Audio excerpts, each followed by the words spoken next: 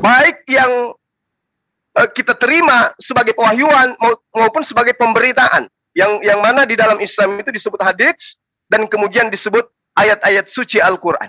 Nah, kebanyakan peristiwa masa lampau akan lepas dari genggaman dan bahkan tidak mungkin kemudian diraba.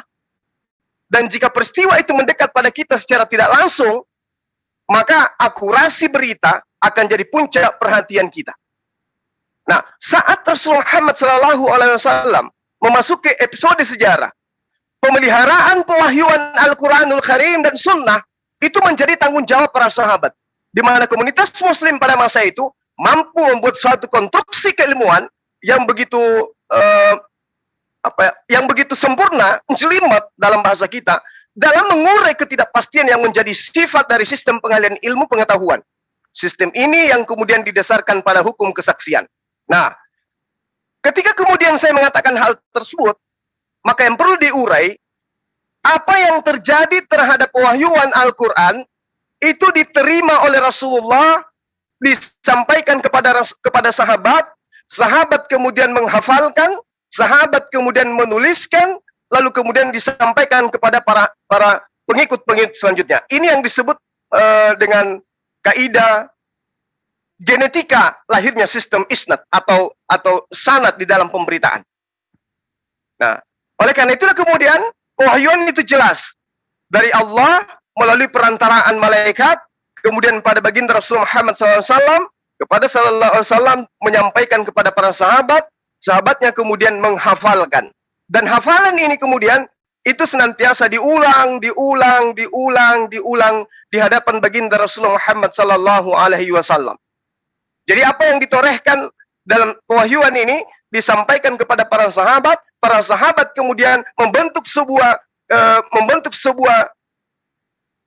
pelajaran di mana sistem penyampaian dan penerimaan wahyu itu secara sistematis sampai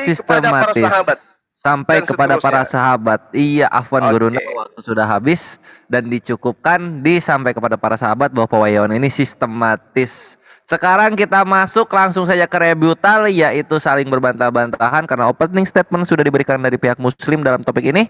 Pendeta Muria Wali, waktu 5 menit kami berikan, silakan. Ya, baik. Suara saya jelas ya? Jelas. Ya, baik. Saya mendengarkan tadi penjelasan panjang lebar, tetapi saya tidak mendengarkan satu detail bagaimana wahyu itu diberikan kepada Nabi Anda, ya. Apakah wahyu itu diturunkan dalam pengertian berupa didikte, ya, artinya kalau Nabi Anda itu menerima pewahyuan itu dari para malaikat, ya, katakanlah malaikat Jibril yang disuruh oleh Allah Anda, lalu kemudian apakah itu merupakan semacam mendikte Nabi Anda atau semacam membiarkan Nabi Anda mendapatkan ilham lalu kemudian menulis dengan bebas atau apa? Saya butuh penjelasan lebih detail karena bagi saya ini sangat penting sekali, ya. Itu yang pertama, ya. Bagaimana proses pewahyuan itu diberikan kepada Nabi Anda, ya, oleh Tuhan Allah Anda, ya, melalui malaikat Jibril atau bagaimana begitu, ya, diturunkan itu. Apakah itu langsung didikte dan didikte dalam bahasa apa? Dalam bahasa Arab begitu, ya. Dan ini nanti ada pertanyaan-pertanyaan lanjutan. Itu yang pertama, mohon dicatat baik-baik Ustadz Zuma, ya. Mohon moderator juga mencatat baik-baik tanggapan saya ini. Itu poin yang pertama. Lalu yang kedua, saya hanya bicara 2 poin saja, saudara, ya. Yang kedua, menarik tadi dalam kata-kata Ustadz Zuma yang paling terakhir itu bicara tentang pewahyuan yang sistematis katanya.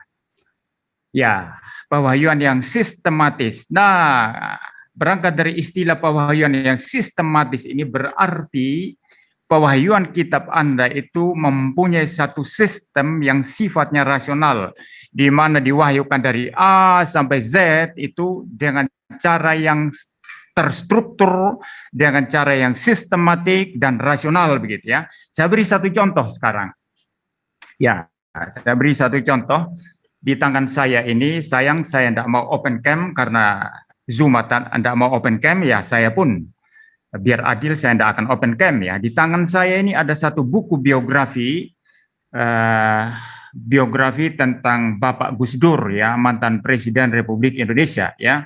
Gus Dur ini adalah seorang tokoh Islam yang sangat-sangat saya hormati. Nah, ditulis oleh Greg Burton ya, seorang Barat rupanya ini ya yang menulis ya. Dan ketika saya membaca buku ini, dia mempunyai satu sistematika tersendiri ya, satu rasionalitas tersendiri. Yang pertama-tama dia berbicara tentang masa kecil Gus Dur ya, dari lahir, masa kecilnya begitu ya, dibesarkan di pesantren ya, dan seterusnya ya. Lalu kemudian bagian kedua mulai pembentukan intelektual Gus Dur seperti apa begitu ya. Lalu bagian ketiga itu dibicarakan tentang Islam dan modernitas ya, bagaimana Gus Dur itu dengan Islam liberal bagaimana ya, itu tahun-tahunnya itu jelas itu ya, seperti itu ya. Lalu ada masyarakat sipil dan Islam ya, itu berbicara tentang reformasi dan kontroversi tahun 84 sampai 90, lalu ada mendorong batas tahun 90 sampai 94, lalu ada politik pembaharuan dan kepresidenan. Ini waktu Gus Dur masuk politik dan menjadi presiden dan sampai akhir masa jabatannya pada tahun 2000 pada tahun 2001 ya. Jadi ini buku sangat terstruktur dan sangat sistematis ya. Dan yang saya mau dengar malam hari ini dari Ustadz Suma berkaitan dengan pernyataannya tadi yang mengatakan pewahyuan yang sifatnya sistematik ya. Di dalam kitab Anda itu ada surat Al-Fatihah, itu yang pertama ya, itu pembukaan ya. Lalu yang kedua itu ada surat Al-Baqarah ya, itu surat sapi betina. Dan di situ dibicarakan 3 golongan manusia dalam menghadapi Al-Qur'an ya. Nah, yang saya pertanyakan ya, ini kok tiba-tiba muncul itu 3 golongan manusia dalam menghadapi Al-Qur'an begitu ya. Kan harusnya menurut saya penciptaan manusia seperti apa, asal mula manusia seperti apa, lalu bagaimana manusia itu menjadi rusak, menjadi kafir dan lain sebagainya, itu yang menjadi sesuatu preseden sebelum membicarakan tentang 3 golongan manusia. Nah, yang saya minta dari Ustaz Suma untuk menjelaskan secara ringkas saja, tidak usah panjang lebar, mengenai rasionalitas daripada kitab Anda. Ya, itu saja dulu. 10 detik. Ya, itu Oke, saja thank dulu. you. Sudah. Ya. Iya, sip. Afwan, ini untuk timer. Tadi 7 menit ya startnya, dan ini dipaskan saja menjadi 5 menit. Silakan diulang lagi ke 5 menit, di reset ke 5 menit untuk yang megang timer. Akhirnya syukron sekatiran. Oke, ini aku akan refresh si pertanyaannya. Yang pertama itu bagaimana pewahyuan itu secara jelasnya, secara detailnya. Lalu yang kedua adalah di mana letak rasionalitasnya, begitu ya, Pak MYM? Ya, betul. Saya Oke, sudah thank you, menjelaskan tadi. Saya sudah menjelaskan, mudah-mudahan jelas tadi. Kalau tidak jelas bisa tanya lagi nanti. Siap, ya. Ini kalau misalnya sudah dibenarkan 2 pertanyaan ini, Gurunda bisa ditangkap pertanyaannya? Iya. Insya Siap, thank you. Kalau begitu, timer berjalan ketika Gurunda berbicara. Silakan. Oke. Jadi yang Anda harus pahami, wahyu itu adalah isyarat dari pencipta langit dan bumi yang tidak nampak oleh manusia. Itu wahyu. Kalau bukan nabi, boleh dikategorikan sebagai mimpi. Itu yang perlu Anda pahami. Nah, Al-Quran menerangkan begini. Inna auhayna ilaika kama auhayna ila Nuh. Ya. Wan nabiyyina min ba'di. Wa auhayna ila Ibrahim. Sesungguhnya kami telah memberikan wahyu kepadamu sebagaimana kami telah memberikan wahyu kepada Nuh dan nabi-nabi yang kemudian, termasuk Ibrahim. Artinya bahwa kalau kita melihat dari definisi wahyu itu sendiri, Allah memberikan isyarat kepada baginda Rasul Muhammad SAW. Kemudian isyarat ini diperintahkan oleh Allah untuk baginda Rasul Muhammad SAW sampaikan kepada seluruh umat manusia. Itu wahyu. Tolong dicamkan baik-baik. Wahyu adalah isyarat dari Allah yang diberikan kepada seorang nabi, ya. Lalu kemudian nabi ini diberi perintah untuk menyampaikan kepada seluruh umat manusia. Nah, bagaimana wahyu ini datang kemudian kepada baginda Rasulullah Muhammad sallallahu alaihi wasallam? Diterangkan oleh Al-Qur'anul Karim. Lagi-lagi wahyu itu diterangkan oleh Al-Qur'anul Karim. Qul man kana aduwwan li Jibril fa innahu nazzalahu ala qalbika bi iznillah musaddiqan lima baina yadayhi wa hudaw wa busyra lil mu'minin. Katakanlah wahai Muhammad, barang siapa menjadi musuh Jibril, maka ketahuilah bahwa sesungguhnya dialah yang mewahyukan Al-Quranul Karim, yang menurunkan Al-Quranul Karim ke dalam hatimu dengan izin Allah, biiznillah. Jadi Allah yang memberikan izin, memberikan perintah, memberikan titah kepada malaikat Jibril yang adalah Rohul Kudus untuk menyampaikan isyarat kepada baginda Rasulullah Muhammad sallallahu alaihi wasallam.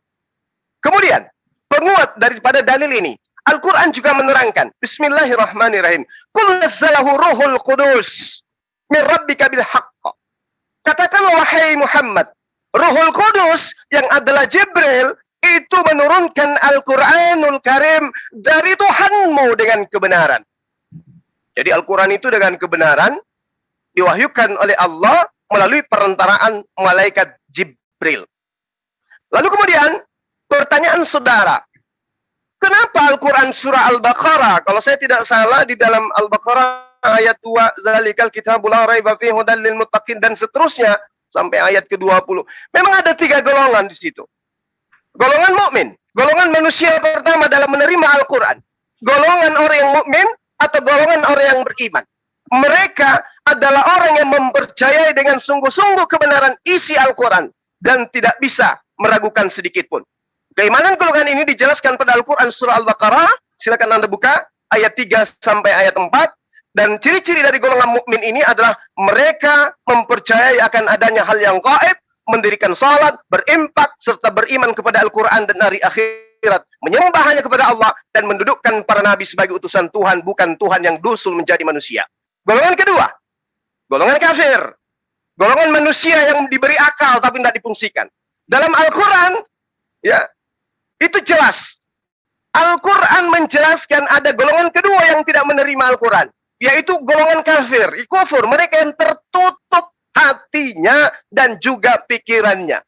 Golongan ini adalah lawan dari golongan yang tadi, golongan mukmin. Mereka ini adalah orang-orang yang tidak mempercayai kebenaran Al-Quran. Kenapa tidak bisa percaya? Karena membacanya pun tidak bisa. Di dalam Al-Quran, ayat yang saya sebutkan, ayat 5, ayat 6, ayat 7, di situ jelas golongan-golongan kafir ini tidak akan beriman meskipun sudah diberi petunjuk oleh Allah. Diberi petunjuk, Isa adalah utusan Tuhan. Tuhan Allah satu-satunya Tuhan. Tapi mata, hatinya semua tertutup. Sehingga mereka orang-orang yang disebut kufur. Karena hatinya terkunci, penglihatannya buta, pendengarannya tuli. Akibat ulah dari mereka sendiri yang mengeraskan hati ketika kebenaran itu datang. Yang ketiga, golongan munafik. Mereka adalah orang yang kemudian mengatakan Al-Quran itu adalah firman Tuhan. Mereka adalah orang-orang yang dari luar nampak ya sebagai orang yang menerima Al-Quran, tetapi aslinya adalah mereka kufur. Mereka itu adalah orang-orang munafik. Jadi 3 golongan ini dalam menerima Al-Quran itu betul. Ya, jadi wahyu Al-Quran. Terima kasih. Thank you Guru Nda. Tadi aku notif 10 detik ya. Jadi nanti ini akan aku notif jika sudah 10 detik terakhir untuk kedua narasumber supaya kita tidak overlap timernya. Itu jawaban dari Guru Nda Zuma. Mumtaz, kita lanjut tanggapan dari Pendeta Muryawali. Silahkan, waktu berjalan ketika Pendeta berbicara. Ya, baik. Tapi pertanyaan saya tidak dijawab ya. Yang saya tanyakan tadi itu, isyarat itu apa? Ya, Tuhan memberikan isyarat kepada Nabi Anda, ya, yang isyarat itu Anda merupakan definisi dari istilah wahyu yang Anda jelaskan tadi. Ya, bagaimana ya isyarat itu yang saya minta penjelasan detail. Apakah Allah Anda itu mendikte ya kata per kata, ataukah dia hanya sekedar memberikan semacam ilham lalu Nabi Anda itu kemudian menulis ya. Ini yang saya minta ya penjelasan yang detail tentang isyarat ini. Kalau hanya sekedar mendefinisikan wahyu itu adalah satu isyarat dari Allah, lalu kemudian semacam pemberitahuan cepat dan tersembunyi dari Allah, itu bagi saya tidak jelas pendefinisian istilah wahyu. Nah, ya, jadi isyarat itu apa? Anda jelaskan, karena ini penting bagi saya. Untuk kemudian saya mengcounter Anda selanjutnya, penting sekali. Itu yang pertama. Yang kedua, saya tidak minta Anda menceramahi saya tentang 3 golongan itu. Yang menjadi pertanyaan saya tadi adalah kalau betul Anda mengatakan pewahyuan Anda yang Anda percaya itu adalah pewahyuan yang sistematik, pertanyaan saya, kalau mau sistematik itu harusnya bicara dulu asal-usul manusia, bagaimana diciptakan dan lain sebagainya. Kok dari awal sudah muncul 3 golongan? Itu yang saya maksud tadi. Saya sudah memberi contoh tadi itu biografi daripada Bapak Presiden, mantan Presiden Gus Dur yang sejak lahir, kemudian mudanya bagaimana pembentukan intelektualnya, bagaimana masuk politik, bagaimana sampai berakhir masa kepresidenannya, bagaimana itu semua sangat rasional dan sistematis. Dan yang saya minta dari Ustadz Suma menunjukkan rasionalitas semacam itu. Ya, itu yang saya tanyakan. Ya, jadi sebelum membicarakan 3 golongan manusia, kan harusnya bicara dulu mengenai manusia itu asalnya dari mana, bagaimana Allah menciptakan manusia, bagaimana mereka dicipta dan lain sebagainya. Karena ini halaman awal, ya itu yang saya pertanyakan dan saya belum mendapatkan jawaban dari Zuma. Silakan jawab saya bicara sampai di sini. Ini masih ada 2,5 menit lagi, Pendeta. Lanjut aja. Oke, siap. Kalau begitu waktu dicukupkan saja untuk moderator. Ini aku koreksi dulu ya. Pertanyaan pertama itu bagaimana pewahyuan, bukan isyarat itu apa? Istilah gitu isyarat sebenarnya. itu perlu dijelaskan secara detail. Berarti itu Lalu pertanyaan yang baru sebenarnya, gitu Pendeta. Enggak. Oke, Dari awal tadi saya sudah tanyakan itu. Enggak, tadi pertanyaan yang aku catat di sini bagaimana pewahyuan dan di mana letak rasionalitasnya. Bukan soal isyarat. Ada 2 kan. Yang pertama masalah isyarat saya perlu detail ya. Enggak.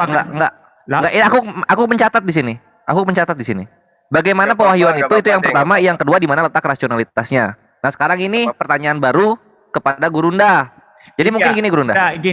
Pertanyaan yang pertama dan kedua dari pendeta ini dimantapkan lagi, lalu ditambahkan jawaban untuk definisi dan aplikasi isyarat itu apa.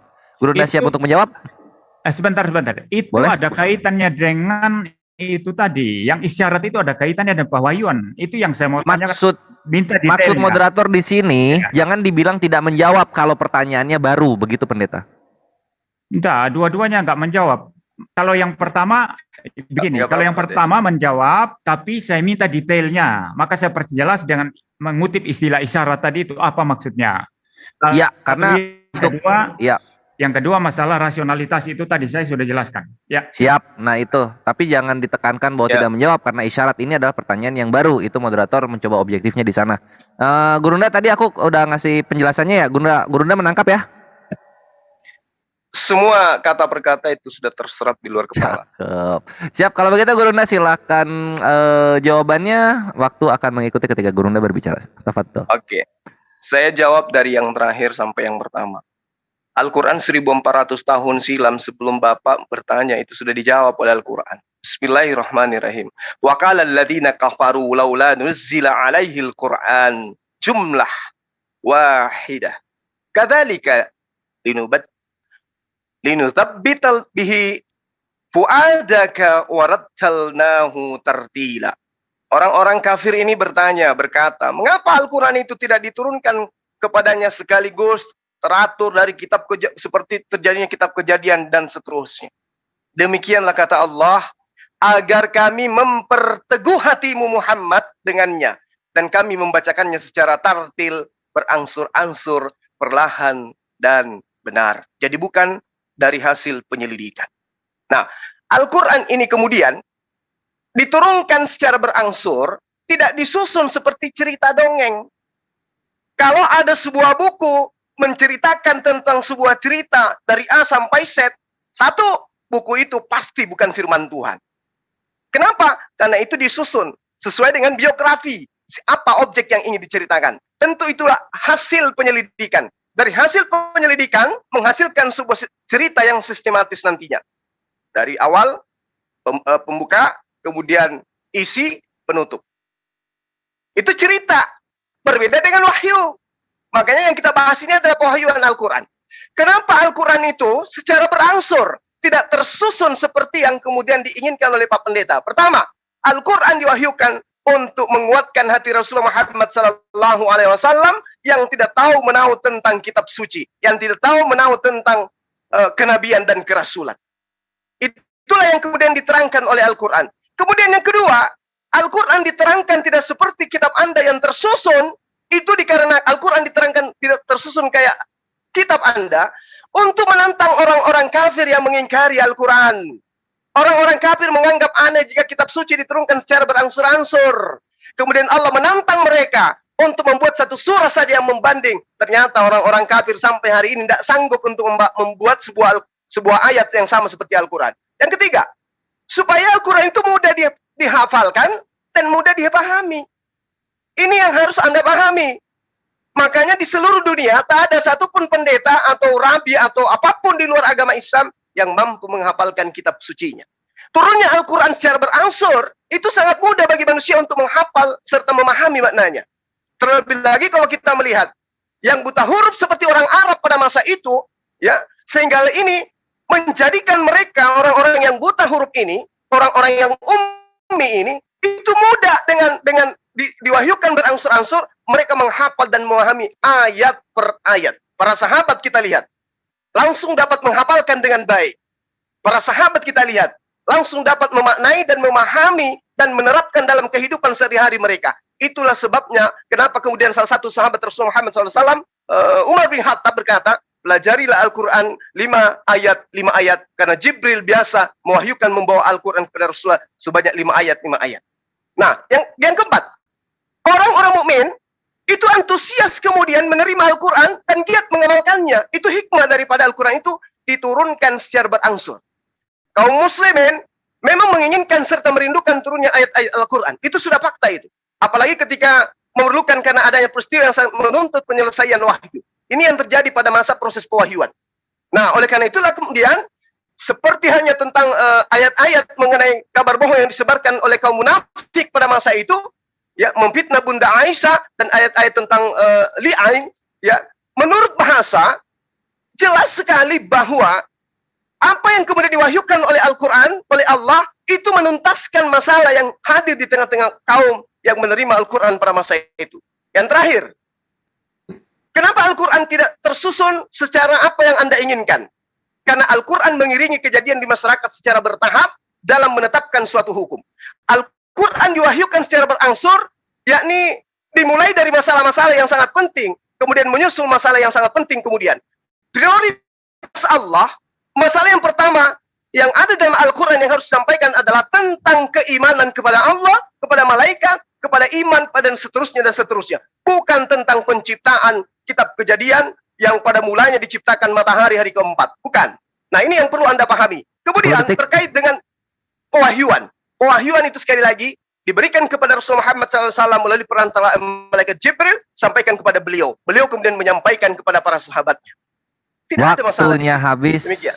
Pas sekali di sana ya. Mengenai urutan dari wahyu ini turun. Thank you Gurunda. Sekarang kita akan mendengarkan kembali bagaimana tanggapan dari Pendeta MYM. Tapi sebelum itu aku ingin ingatkan untuk para partisipan Zoom, kalau misalnya mau adu argumen silahkan, tapi bahasanya dijaga karena ini kores ada di sini loh. Sakit hati kalian kalau aku balasin satu-satu itu. Ini mute permanen aku aktifkan supaya tidak ada mengganggu jalan perdebatan. Tapi chat aku buka supaya kalian bisa ikut berdialog, saling berbalas itu. Cuman bahasnya dijaga dong, please gitu ya. Pendeta MYM silahkan memberikan tanggapannya. Waktu berjalan ketika Anda sudah mulai berbicara. Masih di mute itu, masih di mute.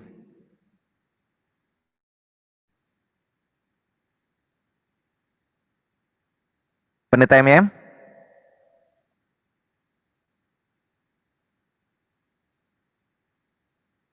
Ya, kalau saya ndak usah, biar saya unmute sendiri aja lah. Partisipan yang lain aja yang di mute ya. Aman, kalau itu aman. Udah diurus moderator. Tapi tadi soalnya panggil nggak nyaut. Silahkan. Ya, baik.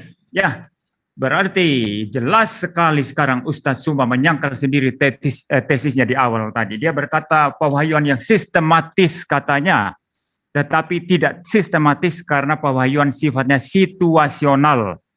Ya, seperti itu. Sebagaimana dijelaskan tadi, tidak seperti kitab Anda atau buku-buku biografi yang dari awal itu sistematis, ya, disusun bagaimana.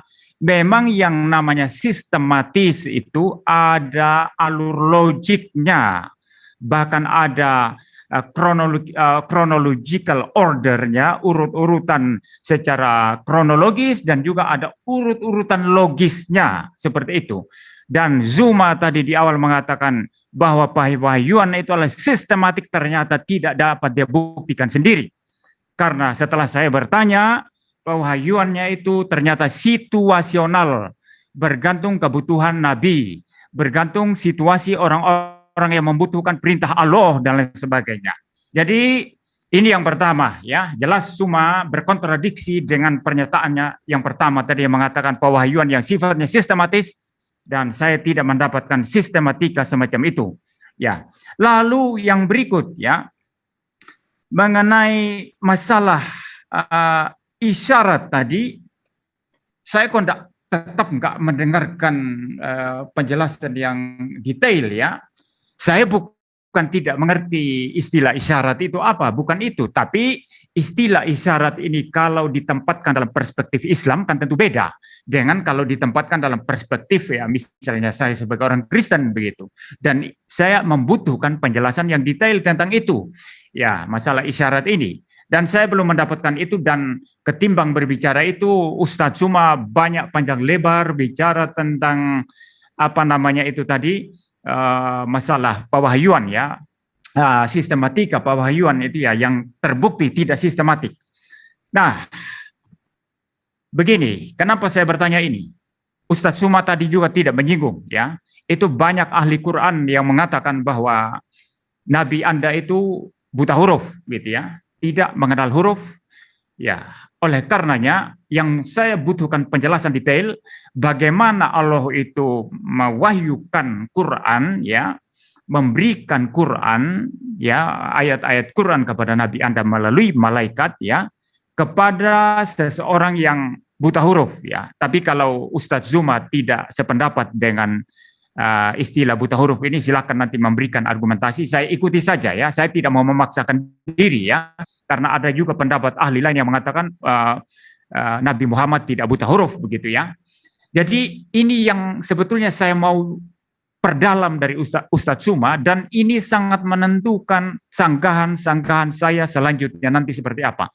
Jadi saya bertanya bukan karena saya tidak tahu istilah isyarat itu apa, tapi isyarat yang bagaimana Allah itu berfirman melalui para malaikat, ya, melalui Jibril, ya, kepada seseorang yang dikatakan buta huruf, ya. Bagaimana prosesnya ini perlu penjelasan yang sangat detail, karena saya akan membangun argumentasi selanjutnya berdasarkan itu. Tapi kalau saya salah merepresentasikan, silakan disanggah dan saya akan membuat sanggahan balik nanti, ya. Nah, itu yang saya pertanyakan di sini.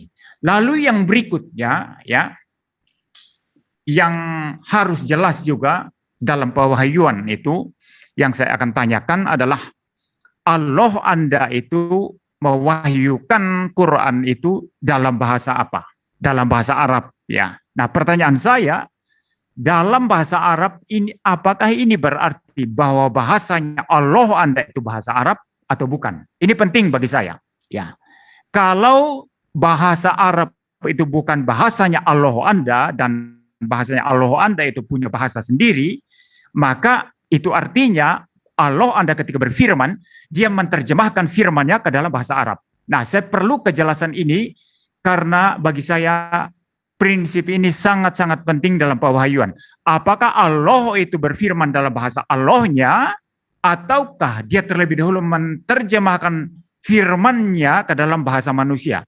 Nah, apakah bahasa Arab bahasanya Allah atau bahasa manusia? Kalau bahasanya Allah, saya akan bertanya nanti, ada sanggahan berikutnya. Tapi kalau itu bahasanya manusia, berarti faktanya Allah terlebih dahulu menerjemahkan firman-Nya ke dalam bahasa Arab. tolong ini ditanggapi. Silakan. Siap, waktu pas Pendeta MI menggunakan waktu yang diberikan dengan cukup bijaksana. Kita akan mendengarkan jawaban dari Gurunda, cuma aku akan memberikan rangkuman pertanyaan ya, karena di sini aku lihat ada 3. Yang pertama itu bagaimana cara pewahyuan bagaimana caranya pewahyuan itu kepada yang buta huruf secara detail. Nomor 6-nya isyarat yang bagaimana. Lalu yang ketujuh, apakah bahasa Arab itu bahasa Tuhan Allah Azza wa Jalla? Itu Gurunda, bisa ditangkap? Iya. Siap kalau begitu, waktu berjalan ketika Gurunda memberikan penjelasan. Silakan. Ya, bismillahirrahmanirrahim. Jadi emang terlalu banyak pertanyaan yang kemudian sementara waktu saya sangat singkat untuk menjawab ya.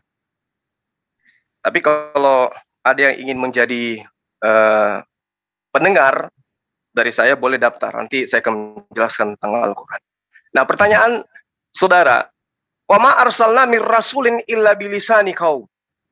Jadi Allah Subhanahu wa taala itu mewahyukan bahasa yang digunakan sesuai dengan bahasa kaumnya.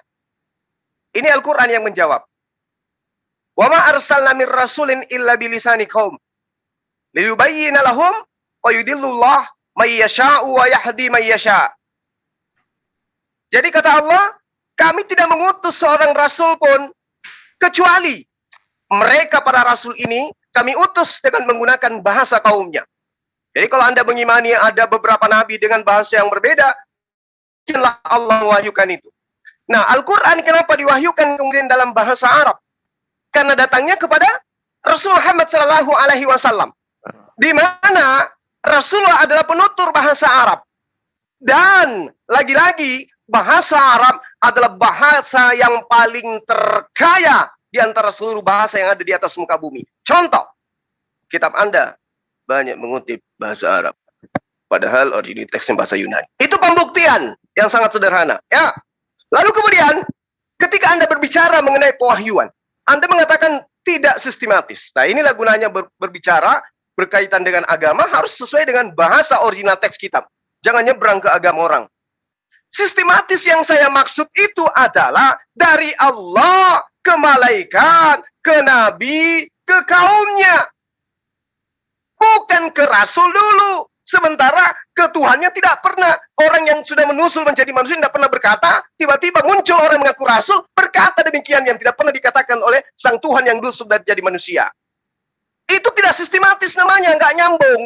Yang dikatakan sistematis dari Allah, lalu ke malaikat, sampai kepada para nabi, nabi kepada para sahabatnya, kepada murid-muridnya, muridnya sampai kepada murid-murid, sampai kepada murid, sampai kepada kami hari ini. Itu yang dimaksud sistematis. Lalu kemudian cara pewahyuan Al-Quran, ya, melalui malaikat Allah, itu diterangkan di dalam Al-Quran surah Al-Baqarah, Anda boleh lihat. Wa iskala rabbuka lil malaikati inni ja'ilun fil ardi khalifah. Jadi Allah itu bisa berfirman langsung kepada malaikat. Lalu kemudian di dalam surah Al-Anfal ayat 12 juga dikatakan hal yang sama. Nah, ini juga dikatakan oleh Allah bisa berfirman langsung kepada para nabi, para rasul. Dalam surah Asy-Syura ayat 51. Dan tidak mungkin bagi seorang manusia pun bahwa Allah berkata-kata dengan dia kecuali dengan perantaraan wahyu atau di belakang tabir. Atau dengan mengutus seorang utusan malaikat, lalu diwahyukan kepadanya dengan seizin Allah apa yang dikehendaki. Ini seirama dengan bilangan 12 nomor 6. Kitabnya Yahudi, bukan kitab Anda ya.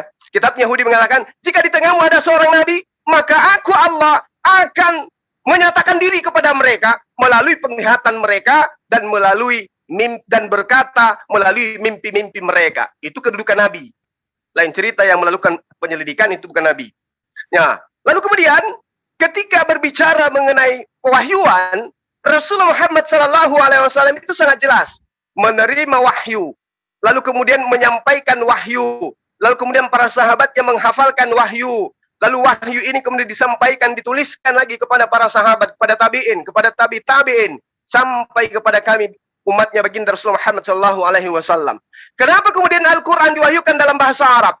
Kenapa? Karena Al-Quran itu, ingat, karena Al-Quran itu diperuntukkan untuk seluruh umat manusia. Loh, kok bisa kayak begitu? Tengoklah, Al-Quran kemanapun, menggunakan bahasa Al-Quran, dan bisa diterjemahkan ke dalam bahasa manapun. Itu Al-Quran. Masuk ke Amerika, gunakan bahasa Arab, ada translate bahasa Inggris. Masuk ke Jepang, ada bahasa Arab, ada translate bahasa Jepang. Tidak seperti kitab orang lain yang menerima menggunakan bahasa Syria, bahasa Aramaik. Tapi kitabnya kemudian bahasa Yunani. Al-Quran tidak demikian. Al-Quran diwahyukan dalam bahasa Arab, seperti yang saya terangkan tadi, bahwa Al-Quran itu adalah sastra tertinggi di antara seluruh bahasa yang ada di muka bumi. Bayangkan saja, kurang lebih 15 disiplin ilmu yang harus digunakan untuk mengkaji Al-Quran, yang adalah bahasa Arab yang digunakan oleh Allah. Membuktikan bahwa semua manusia diberikan satu kepala untuk mengkaji Al-Quranul itu sendiri. Al-Quran menantang siapapun untuk menguji keautentikan bahwa itu adalah firman Tuhan. Demikian. Gurunda, terima kasih banyak untuk penjelasan yang komprehensif kepada pertanyaan-pertanyaan dari Pendeta MYM. Sekarang kita akan masuk ke sesi TikTok Gurunda Zuma dan Pendeta MYM, yaitu 10 menit untuk topik pewahyuan Al-Quran. Silahkan timer dibikin 10 menit. Saya nyanggah ini dulu, karena dia bicara pertama tadi. Setelah saya sanggah baru kemudian masuk ke Baitel. Ini dia kan bicara pertama tadi. Dia lebih itu kan tadi opening statement tadi tuh. Gurunda Zuma kan opening statement sendiri. Pendeta MYM kan nggak mau opening statement. Ini loh, dia opening statement langsung saya sanggah. Berarti ini yang terakhir ini harus saya sanggah dong. Dia lebih banyak bicara kalau gitu. Enggak sama ini. Ini saya ada bantahan ini. Ada bantahan dari apa yang dia terakhir katakan itu. Harus adil. Gimana dong. Gurunda ini? Kita kasih? Terserah, dia pokoknya kita kasih tahu dia mau loncat salto, terserah, kita ikuti. Oke, siap. Kalau begitu silakan Pendeta ditanggapi untuk 5 menit terakhir, baru kita masuk ke sesi battle. Silakan. Ya, saya gini, harus adil lah. Dia bicara lebih banyak kalau saya bicara ini. Jadi gini, ya, istilah sistematis tadi yang dari awal itu tadi yang dia katakan pewahyuan secara sistematis, ketika saya kejar, kemudian dia berputar dan mengatakan sistematis yang saya maksud itu dari Allah, kemudian kepada Nabi, kepada kaumnya, kepada para murid, dan lain sebagainya. Ya, oke lah, itu definisi dia sendiri. Tetapi saya tetap tidak melihat bahwa sistematis itu berkaitan dengan turunnya ayat-ayat dari Tuhan Anda itu kepada kitab Anda. Ya, jelas itu, karena itu tadi situasional. Tapi kalau dia berkelit lalu mengatakan sistematis yang saya maksud itu dari Allah kepada Nabi, kepada kaum, kepada murid, ya silakan saja ya. Tapi yang jelas saya tidak mendapatkan pewahyuan yang sifatnya sistematis. Kenapa?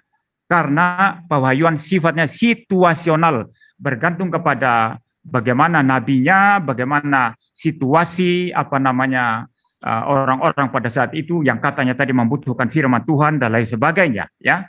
Jadi saya melihat di sini memang pewahyuan daripada kitab Anda itu bergantung kepada orang-orang ya. Ya, tidak bergantung kepada kedaulatan daripada Allah untuk memberikan apa yang Dia mau berikan tanpa harus didikte oleh situasi atau kondisi orang-orang. Ya, lalu kemudian begini. Ya, masalah dikatakan tadi Al-Quran untuk seluruh manusia. Nah, itu muncul tadi ketika saya bertanya apakah itu Al-Quran itu bahasanya Allah atau bahasa dunia, dan Zuma tadi sangat jelas sekali mengatakan bahasa di dunia ini ya, bahasa Arab, bahasa di dunia ini. Itu artinya bahwa firman Allah itu lebih dahulu mengalami penerjemahan ke dalam bahasa Arab.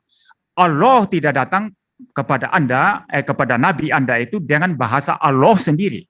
Seperti itu. Jadi ada penerjemahan, ada translation di sana. Ada satu prinsip terjemahan. Dan Zuma kemudian untuk melindungi diri, dia kemudian berkata Al-Quran untuk seluruh manusia. Tetapi saya tidak melihat itu, maafkan saya. Kenapa? Karena orang-orang Islam itu diwajibkan untuk belajar bahasa Arab. Harus belajar bahasa Arab. Ya, membaca Quran di dalam bahasa Arab. Sejak masih kecil mereka dididik seperti itu. Sehingga ini tidak menunjukkan satu spirit atau satu semangat bahwa Al-Quran untuk seluruh umat manusia. Ya, seperti itu. Nah, kalau dikatakan tadi, diterjemahkan, ya saya pegang Al-Quran. Ini ada terjemahan Indonesia ini ya. Tetapi apakah Quran diterjemahkan ke dalam bahasa Indonesia dan Al-Quran bahasa Indonesia itu boleh dipakai di masjid, boleh dipakai di mana-mana, atau tetap harus merujuk kepada bahasa aslinya, begitu kan? Itu artinya bahwa terjemahan itu secondary, bukan sesuatu penting sekali di dalam iman Islam. Begitu, sesuatu yang secondary aja, karena semua nanti tetap harus kembali belajar bahasa Arab. Sehingga tesis Anda yang mengatakan ini Quran untuk seluruh manusia itu memakan dirinya sendiri, berkontradiksi dengan dirinya sendiri dan tidak tidak sesuai dengan spirit bahwa Quran bahasa Indonesia boleh dipakai di dalam kegiatan keberagaman Islam di Indonesia.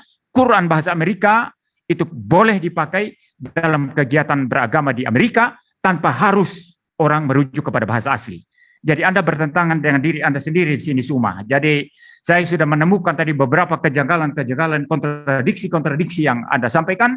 Dan ketika Anda berkata Al-Quran untuk seluruh manusia, saya tidak melihat itu. Ya, karena semua orang Islam, walaupun memang ada terjemahan yang sifatnya secondary ke dalam bahasa-bahasa, tetap harus kembali baca Quran dalam bahasa Arab. Ya, beda dengan Alkitab yang baca pakai bahasa Indonesia. Asal diterjemahkan dengan benar, dengan tepat, itu sudah sah dan baca dalam bahasa Indonesia. Itu saja tanggapan saya.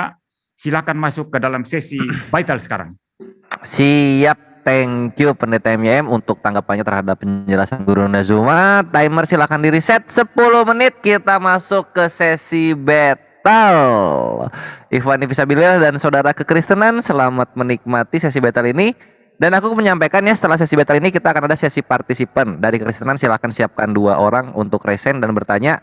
Aku kasihnya bentuknya supaya tidak memakan waktu lama, juga sesi battle ya, masing-masing 5 menit, silakan. Oke, kalau begitu untuk kedua narasumber, bukan Akhia Farhan, ini untuk kekristenan dulu ya, untuk kekristenan dulu. Oke, kalau begitu silakan silakan mulai berbicara, timer berjalan. Ya, Pendeta. jadi Oh ya, silakan. Ya, silakan ya. Anda. Oke. Jadi saya katakan kepada Pak Pendeta ya, bahwa Al-Qur'anul Karim yang seperti apa yang Anda katakan tadi, yang Anda uraikan tadi, itu sangat jelas menggunakan bahasa Arab, itu diperuntukkan kepada seluruh umat manusia. Apa alasannya? Karena Al-Quran ini nantinya akan menjadi sumber hukum kepada siapapun. Itu bisa mencakup kepada siapapun. Hukum-hukum yang ada di dalam ajaran agama Islam itu mencakup manusia di atas muka bumi. Siapapun dia. Nah, oleh karena itulah kemudian Al-Quran diwahyukan dalam bahasa Arab untuk agar dipahami oleh seluruh umat manusia. Nah, kalau Anda mengatakan bahwa saya tidak tahu bahasa Arab, nah itulah gunanya untuk belajar, minimal bisa baca. Minimal bisa baca. Nah, itu problemnya Pak Ustadz ya. Jadi kalau memang Al-Quran untuk seluruh manusia, mestinya terjemahan itu harus sah. Itu. Tapi kan Al-Quran Anda ini kalau dipakai dalam keagamaan Anda, mesti semua orang Islam mulai dari kecil sampai besar itu harus membaca Al-Quran itu dalam bahasa Arab. Entah mereka mengerti atau tidak mengerti. Saya kira ada banyak yang hanya bisa menghafal, tapi mungkin tidak mengerti maknanya. Jadi spirit yang Anda katakan tadi, Al-Quran untuk seluruh manusia, saya tidak menemukan kesesuaian di sana. Saya sama sekali tidak diyakinkan bahwa Al-Quran untuk seluruh manusia. Karena terjemahan Quran di Indonesia apakah sah dipakai tanpa pakai bahasa Arab? Terjemahan Quran dalam bahasa Inggris apakah sah dipakai tanpa bahasa Arab? Ya, bagaimana? Karena inilah kemudian. Tidak mungkin jadi sah. begini Pak, begini. Kenapa Al-Quran itu ya menggunakan bahasa Arab? Karena Al-Quran itu, bahasa Arab itu memiliki beberapa disiplin ilmu yang kemudian bisa dijadikan sebagai acuan untuk mengkritisi Quran. Bukan Ketika itu. Pertanyaan saya bukan itu. Anda sudah melebar ini. Yang saya masalahkan di sini adalah apa? Anda mengatakan Quran untuk seluruh umat manusia, sedangkan seluruh umat manusia ini punya bahasa masing-masing, punya apa namanya, bahkan yang bahasanya sama saja punya logat masing-masing. Dan kalau betul Quran adalah untuk seluruh manusia, mestinya Quran itu sah diterjemahkan. Sehingga Al-Quran yang berbahasa Indonesia itu sah dipakai di Indonesia, Al-Quran yang berbahasa Inggris sah dipakai di Inggris, Al-Quran yang berbahasa Mandarin itu sah dipakai di Cina sana. Kan mestinya begitu, tetapi kan tidak. Semua orang Islam kan harus mempelajari Al-Quran itu dalam bahasa aslinya, dalam bahasa Arab, sehingga spiritnya, kalau dikatakan Quran untuk seluruh umat manusia, saya tidak percaya itu. Saya tidak percaya itu. Ya, Anda harus membuktikan ini, Ustadz. Anda harus membuktikan ini, Ustadz. Jadi gini, Pak Pendeta. Al-Quran itu dikaji dengan ilmu lugat, ilmu nahu, ilmu sharaf. Nah, ilmu-ilmu ini kemudian digunakan oleh seluruh bahasa di atas muka bumi ini. Bahasa apapun. Ketika mengkaji Quran, mereka bisa menelaah Al-Quran menggunakan bahasa mereka dengan pendekatan disiplin ilmu lugat. Ilmu lugat itu adalah ilmu yang mengetahui arti setiap kata Al-Quran. Nah, apakah bahasa Cina bisa memahami kata Al-Quran? Bisa. Dengan bahasa apa? Dengan bahasa Cina. Tapi dengan standar ilmu lugat. Nggak boleh asal-asal menterjemah. Apakah orang Jepang bisa memahami Al-Quran? Bisa. Mereka menggunakan bahasa mereka dengan disiplin ilmu nahu? Bisa. Apa ilmu nahu? Ilmu tata bahasa. Dengan menggunakan bahasa Jepang. Dengan menggunakan bahasa Jepang, mereka mengurai tata bahasa yang ada dalam Al-Quran. Bisa. Pak Ustadz, untuk mempelajari ilmu tata bahasa itu tidak harus belajar bahasa Arab, Ustadz. Ya, bisa bahasa Yunani, bahasa Inggris, bahasa Indonesia, bahasa Jawa, semua ada tata bahasanya, semua ada grammarnya, semua ada tatanannya masing-masing. Dan saya kira nggak perlu harus merujuk kepada bahasa Arab. Anda hanya pelarian saja ini. Nggak bisa begitu. Sekarang begini. Ya. Sekarang saya kasih contoh misalnya. Saya tidak menemukan logika di balik pernyataan Anda ini. Sekarang begini. Kenapa? Saya ambil contoh. Saya kasih contoh. Di dalam kitab Anda, kitab terakhir, itu bukan wahyu namanya. Bukan kitab wahyu itu, Pak. Itu adalah kitab Apokalips. Nah, sekarang coba Anda urai Apokalips itu apa? Apakah bisa sampai kepada yang dikatakan wahyu atau tidak? Pertanyaan nanti kalau kita bahas Alkitab, saya akan menjawab. Maka dari itulah, Anda tidak mampu menjawab itu. Kenapa? Inilah kenapa Al-Quran diwahyukan dalam bahasa Arab. Kenapa? Karena kata per kata bisa diurai dengan disiplin ilmu yang disebut ilmu sharaf, ilmu nahwu, di mana semua bahasa bisa mengkaji Al-Quran dengan pendekatan ilmu yang saya maksud. Sementara kitab Anda nggak bisa. Ada yang dikatakan ilmu istikak. Istikak ini adalah akar kata dalam bahasa Al-Quran. Kita kembali kepada topiknya, Ustadz. Yang saya maksud tadi itu ya, Anda belum jawab itu. Anda menghindar ke ilmu-ilmu ini loh. Anda bilang Al-Quran untuk semua orang. Kenapa menggunakan bahasa Arab? Karena bahasa Arab itu bisa diurai dengan ilmu tadi. Bentar dulu, bukan itu. Serangan saya terhadap Anda tadi bukan itu. Yang saya maksud tadi Anda itu bukan serangan bagi saya. Quran itu adalah untuk semua manusia. Kenapa kalau begitu tidak boleh terjemahan bahasa Indonesia Quran itu dipakai secara sah untuk keagamaan Islam di Indonesia misalnya? Kenapa harus tetap merujuk kepada bahasa Arab? Jawab ini saja. Anda harus jawab ini. Anda harus jawab ini, ya. Betul. Ketika Al-Quran menerangkan zalikal kitabu la raiba fihi hudal lil muttaqin. Ini contoh.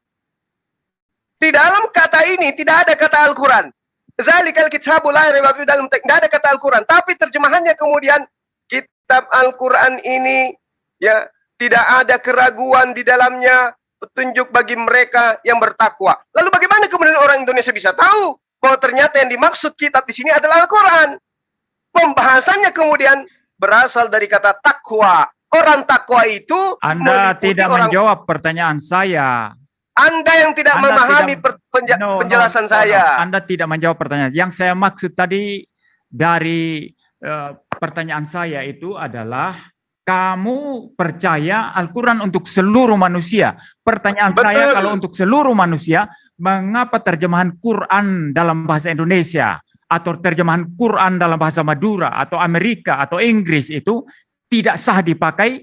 Ya, mengapa harus tetap merujuk kepada bahasa asli, bahasa Arab?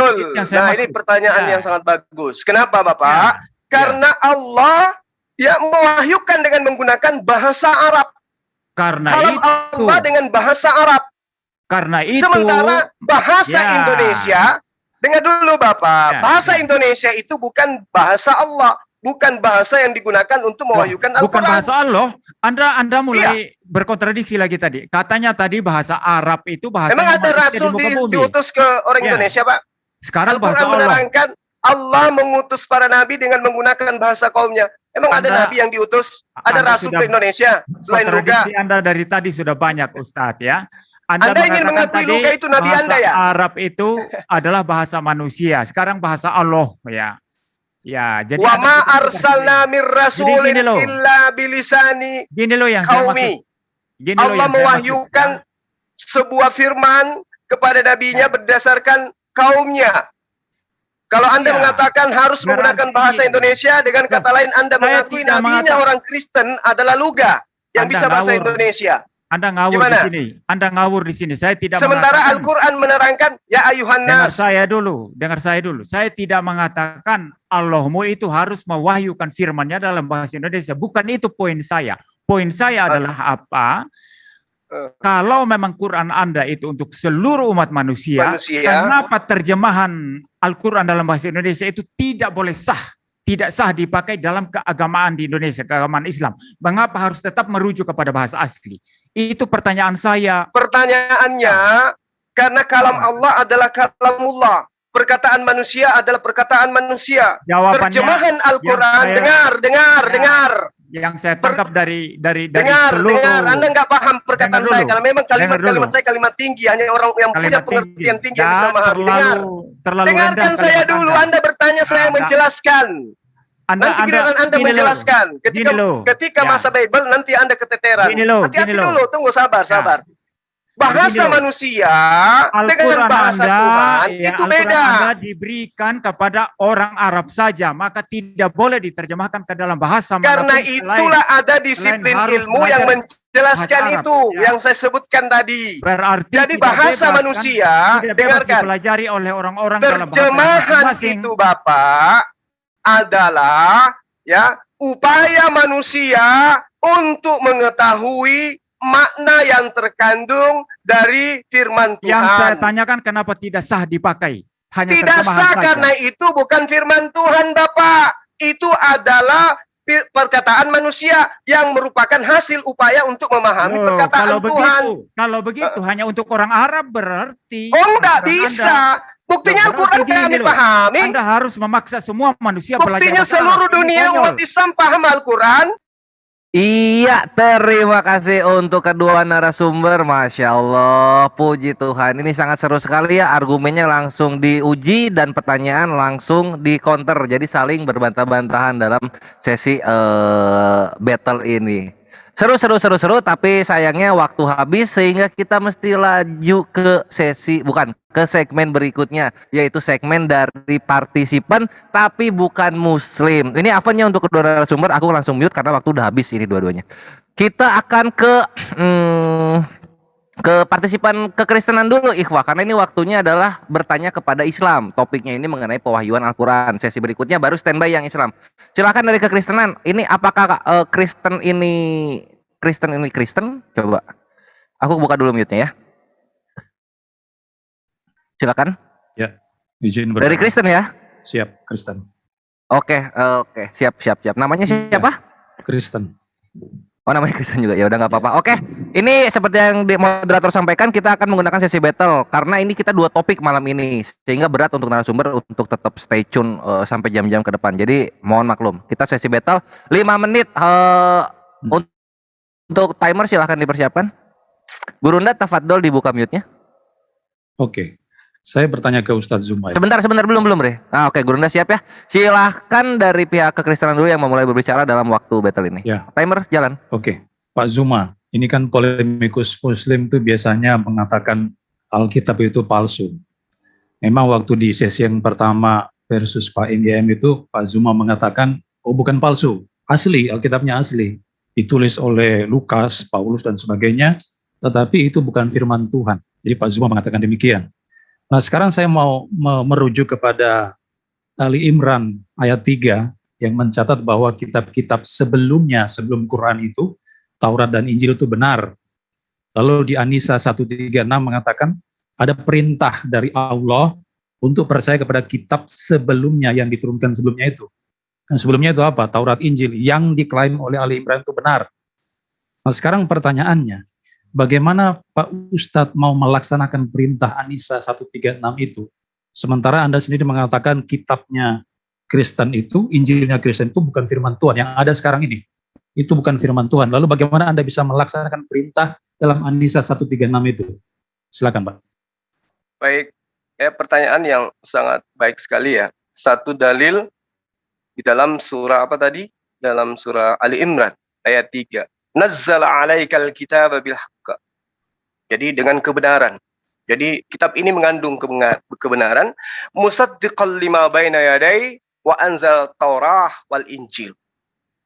Jadi yang diuraikan Al-Qur'an diterangkan di sini. Allah mewahyukan kitab Al-Qur'an kepadamu Muhammad yang mengandung kebenaran, membenarkan kitab-kitab sebelumnya, dan menurunkan Torah dan Injil. Jadi ayat ini mengatakan Al-Quran ini mengandung kebenaran, Al-Quran juga membenarkan kitab-kitab sebelumnya, dan juga menurunkan, dan Allah juga ini menurunkan Torah dan Injil. Ini tidak dipungkiri oleh umat Islam. Jadi dari informasi Al-Quran, menerangkan bahwa Al-Quran ini membenarkan kitab-kitab terdahulu. Bagaimana dengan kitab terdahulu? Allah juga menjelaskan dalam ayat Al-Quran, diterangkan innal ladina yaktumuna ma anzalallahu minal kitab wa yastaru bihi thamanan qalila. Jadi kitab-kitab terdahulu itu dibenarkan oleh Allah. Nah, pembenaran ini itu ruang lingkupnya bukan berarti kitab tersebut itu benar. Dalam arti kata tidak akan mungkin diselewengkan oleh orang-orang yang didatangkan kepada mereka. Bukan begitu. Kebenaran yang dimaksud adalah bahwa kaum terdahulu itu telah diberikan kitab Torah dan juga Injil kepada mereka. Namun diurai kemudian oleh Allah bahwa mereka ini kaum terdahulu gemar kemudian menyembunyikan apa yang didatangkan oleh Allah kepada mereka. Ini yang perlu sahabat pahami. Ya ahlal kitab lima takfuruna bi ayatillah wa antum tashhadun. Hai ahli kitab, mengapa engkau mengingkari ayat-ayat Allah padahal kamu mengetahui kebenarannya? Ya ahlal kitab, lima talbisunal haqqa bil batil wa taktumul haqqa wa antum ta'lamun. Wahai ahli kitab, mengapa kau mencampur adukkan yang hak dengan yang batil dan menyembunyikan kebenaran padahal kamu mengetahui? Identifikasi sederhananya adalah kebenaran Al-Quran ini, kita tidak lagi pernah menemukan kitabnya Nabi Musa dan tidak pernah lagi menemukan kitab yang diajarkan oleh Nabi Isa alaihissalam. Oleh karena itu kemudian apa yang Anda urai apa yang Anda pertanyakan dalam surah Ali Imran itu benar adanya. Bahwa Allah membenarkan kitab-kitab terdahulu. Ya, kitab yang dimaksud di sini adalah Injil Taurah. Oleh karena itu Islam beriman kepada kitab ini. Namun kemudian di dalam Al-Qur'an diterangkan dalam surah Al-Baqarah ayat 79, di situ diterangkan bahwa orang-orang terdahulu ketika mereka diberi kitab, mereka menyembunyikan kebenaran itu, lalu dia mengatakan, "Wailul lil ladzina yaktubunal kitaba bi aydihim tsumma yaquluna hadza min indillah liyastaru bihi tsamanan qalila." Celakalah orang-orang yang menulis buku dengan tangan mereka sendiri, kemudian berkata ini dari Allah, dengan maksud menjual dengan harga yang murah. Maka celakalah mereka karena tulisan tangan mereka, dan celakalah mereka karena apa yang mereka perbuat. Sebentar saya akan membuktikan bahwa ada buku yang ditulis bukan berdasarkan firman Tuhan, tapi karena selera yang mau menuliskan. Demikian. Ya, saya kira Anda belum menjawab pertanyaan saya tadi. Kan ini ada perintah Pak dari An-Nisa 136 untuk percaya kepada kitab yang diturunkan sebelumnya, Taurat dan Injil. Lalu Anda berkelit mengatakan itu sudah diselewengkan atau itu bukan firman Tuhan lah. Maksudnya yang ada sekarang ini itu sudah diselewengkan. Lalu bagaimana Anda mau melaksanakan perintah dalam An-Nisa? Iya, maaf untuk berikutnya sesi battle sudah habis. Kita next ke pertanyaan berikutnya. Maka dari itu untuk kedua narasumber dan juga penanya silakan. Adinda boleh nggak? Mungkin. Supaya teman kita nggak kecil, boleh nggak 1 menit? Oh gitu. Boleh ya? 3 menit deh. 3 menit Gurunda nggak cukup ini soalnya. Baik. Jadi dari gini, kawan sebentar Gurunda. Dari kawan Kristen juga kalau misalnya udah dirasa ada yang kurang cocok dengan jawaban dan pertanyaan, langsung di ini aja karena ini sesinya battle gitu. Aku nggak bisa memberikan sesi tanya jawab kepanjangan. Mohon dimengerti ya, silahkan Kristen dibuka lagi mute-nya. Aku kasih 3 menit tambahan untuk Kristen saja spesial. Betul Silakan. ya. Saya pikir tadi tanya jawab. Itu dia, makanya. Ya. Sorry. Tadi surah apa tadi? An-Nisa ayat berapa ya? An-Nisa 136 itu kan perintah untuk percaya kepada kitab-kitab sebelumnya. Nah, sekarang faktanya yang ada sekarang Injil dan Taurat itu katanya diselewengkan oleh Ustaz Zuma itu tadi. Nah, bagaimana mau melaksanakan perintah An-Nisa 136 itu? Ya. Jadi di dalam ayat ini dikatakan ya ayyuhalladzina amanu aminu billah wa rasulih. Jadi ini adalah perintah. Wahai orang-orang beriman, tetaplah beriman kepada Allah dan Rasulnya, yaitu Muhammad SAW, dan kepada kitab Al-Quran yang diturunkan kepada Rasulnya, serta kitab yang diturunkan sebelumnya. Nah, memang kami beriman kepada kitab itu, kami beriman. Kami tidak mengingkari bahwa adanya kitab yang pernah diberikan oleh Allah kepada nabi-nabi terdahulu, itu tidak ada. Kami beriman, kitab itu ada. Kami tidak pernah mengingkari itu. Rukun iman, ya, itu harus beriman kepada kitab-kitab sebelumnya.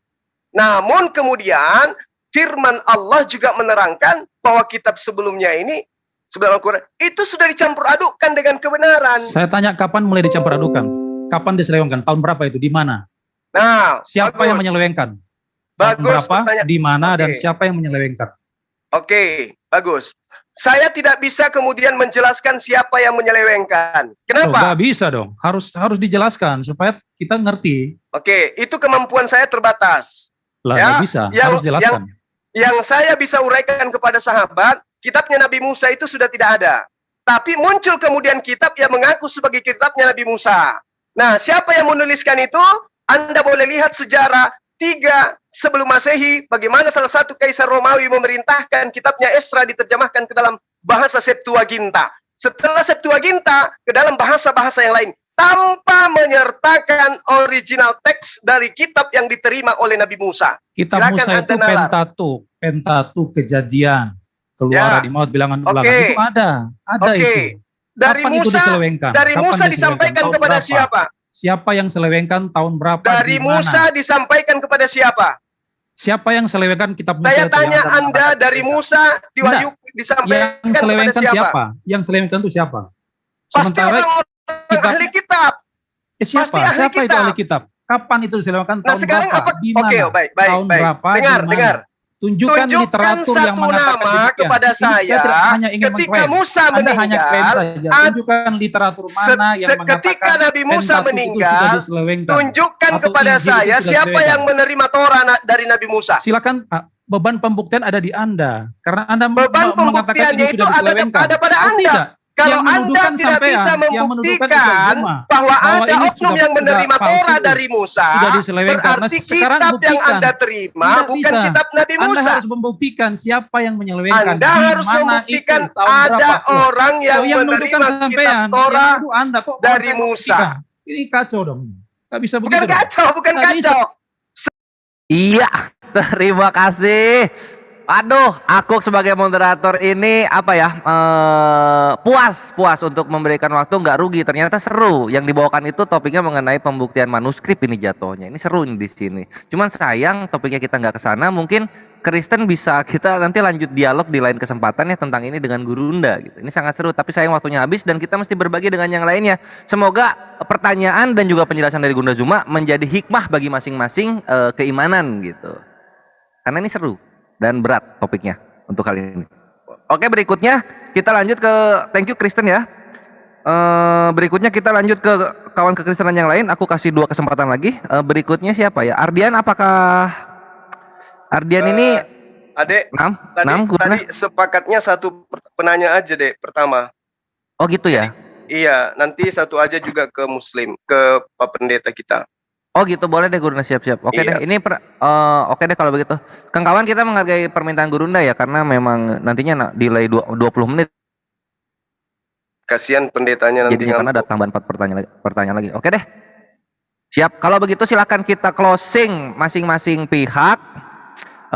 Berarti dari Gurunda dulu ya. Kitab Bible kan belum dibahas deh. Betul, enggak maksudnya closing untuk sesi ini atau enggak perlu? Closing nanti Closing aja. nanti terakhir, ya. Oke, siap kalau begitu. Oke deh, kalau begitu kita lanjut sekarang ikhwani fisabilillah dan saudara-saudari kekristenan, kita lanjut ke pertanyaan, bukan pertanyaan, ke sesi berikutnya yaitu mengenai pewahyuan Bible.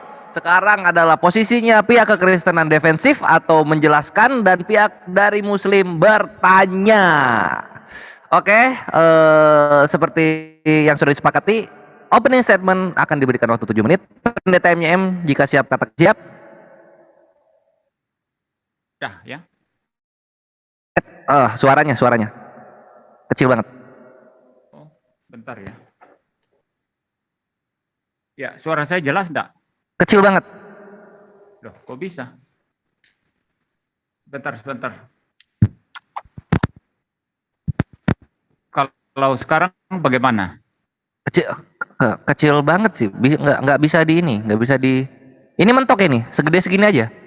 Waduh, kalau terlalu kecil ya nggak kedengaran suara Ini, saya. ini yang tadi, ini suara yang tadi, sip. Itu yang tadi. Itu Ini bagus itu. Ini udah bagus ya? Sip, cakep. Ya, baik. Udah siap ya? Ya, Oke, timer berjalan ketika pendeta mulai opening statement. Silahkan.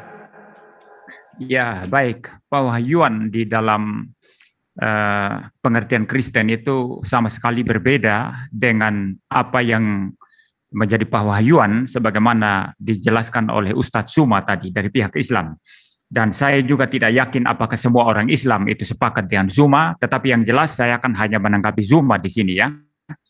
Nah, kalau Kristen itu pewahyuan Alkitab itu di dalam pengertian Allah Tuhan memberikan firman-Nya kepada manusia itu dalam pengertian yang menerima itu hanya para nabi perjanjian lama dan rasul perjanjian baru. Nah, dan pemberian wahyu oleh Tuhan itu ada yang sifatnya itu langsung ya, mereka menulis ya seperti itu. Tetapi nanti itu ada satu jenis yang lain yang disebut sebagai pengilhaman. Nanti saya akan menjelaskan itu pengilhaman apa ya. Jadi dua istilah ini baik revelation atau pewahyuan dengan istilah pengilhaman itu berbeda ya.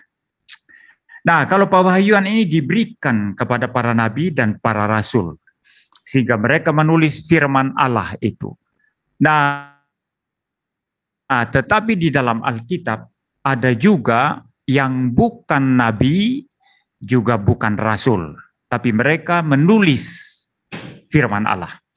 Nah, misalnya kalau dalam perjanjian lama itu ada penulis kitab Esther itu Mordekai ya, itu bukan nabi ya, tapi dia menulis ya. Ada juga dalam perjanjian baru misalnya Lukas menulis Injil Lukas itu bukan rasul ya.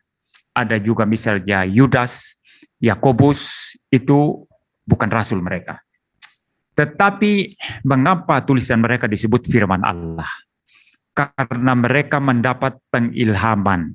Kalau pewahyuan tadi itu adalah bagaimana Tuhan mengkomunikasikan firman-Nya kepada para nabi dan para rasul. Sehingga tadinya para nabi, para rasul tidak memahami apa kehendak Tuhan, apa isi hati Tuhan, maka melalui pewahyuan itu mereka sekarang jadi paham. Nah, kalau pengilhaman ini, ya misalnya yang didapat Lukas dan juga misalnya Mordekai dalam perjanjian lama, atau Yakobus atau Yudas, ya maka mereka itu mendapatkan pengilhaman. Artinya mereka menulis, dan ketika mereka menulis, misalnya hasil penelitian mereka, ya Lukas misalnya jelas sekali berkata, itu menulis kepada Theophilus, bahwa dia menyelidiki segala sesuatu lalu menuliskan itu kepada Theophilus ya. Seluruh yang ditulis oleh Lukas itu diinspirasikan atau diilhamkan oleh Roh Kudus. Ya, jadi dia bukan ngarang sendiri, ngarang bebas, tapi karena diilhamkan oleh Roh Kudus, maka dia menulis dan hasilnya tulisannya itu adalah tulisan yang infallible dan inerrant. Tidak bersalah dan tidak menyesatkan. Maka saya jelaskan begini, pewahyuan hanya didapat para nabi dan para rasul. Ya, ada nabi, ada yang bukan nabi, ada yang bukan rasul menulis. Mereka mendapat pengilhaman sehingga apa yang mereka tulis itu tidak salah, tidak menyesatkan, walaupun itu adalah hasil penelitian mereka. Nah, kalau pewahyuan ini khusus untuk nabi dan rasul, maka pengilhaman itu semua dapatkan. Nabi menulis wahyu yang diterima dari Tuhan, itu tidak salah, tidak menyesatkan, karena diilhamkan. Rasul sama, menulis itu wahyu yang mereka terima dari Tuhan, tidak salah dan tidak menyesatkan, karena itu juga diilhamkan. Jadi kalau ilham itu mencakup semuanya, kalau wahyu hanya diterima oleh para nabi, para rasul. Tetapi sekaligus juga para nabi, para rasul itu juga mendapatkan ilham, sehingga tulisan mereka perihal wahyu Allah yang mereka terima itu tidak salah, tidak menyesatkan. Dan di dalam pewahyuan dan pengilhaman ini, Tuhan menggunakan seluruh keberadaan manusia, situasi dia, ya, termasuk pendidikan dia, semua dipakai, kemanusiaan dia semua dipakai. Ya, tetapi karena Roh Kudus memimpin, mengilhamkan, menginspirasikan, maka seluruh yang mereka tulis itu tidak salah, tidak menyesatkan. Dan ini merujuk kepada naskah asli Alkitab yang otograf. Ya, yang sekarang ada itu manuskrip, ya, itu adalah salinan dari yang asli. Lalu kemudian juga ada terjemahan itu ada. Ya. Nah, kalau yang otograf, naskah asli Alkitab, kita katakan tidak salah, tidak menyesatkan. Tetapi kalau salinan, mungkin ada kekeliruan. Tetapi justru karena itu, karena ada banyak manuskrip, maka bisa dibanding-bandingkan seperti itu. Lalu kemudian terjemahan juga sama. Bisa saja satu kata diterjemahkan secara keliru. Seperti misalnya di LAI, ada mungkin 1-2 kata tertentu yang saya tidak sepakat terjemahannya, ya. Tetapi saya bisa membandingkan dengan versi-versi lain dalam Alkitab. Ya, misalnya versi King James dalam bahasa Inggris, NIV, atau versi-versi lain, ya. Nah, mengapa begitu? Karena memang Alkitab ini diberikan untuk manusia, ya, dengan inspirasi Roh Kudus, 10 detik. lalu kemudian disalin, kemudian diterjemahkan ke dalam berbagai bahasa untuk dipahami semua orang, karena Alkitab untuk semua orang, semua bahasa. Pas, cakep sekali Pendeta MM menggunakan waktunya dengan baik selama 7 menit penjelasan tentang pewahyuan dari Bible. Sekarang para penonton setia dari channel-channel yang kalian cintai, kita akan mendengarkan tanggapan serta pertanyaan dari Gurunda Zuma. Waktu siap, Gurunda, silahkan.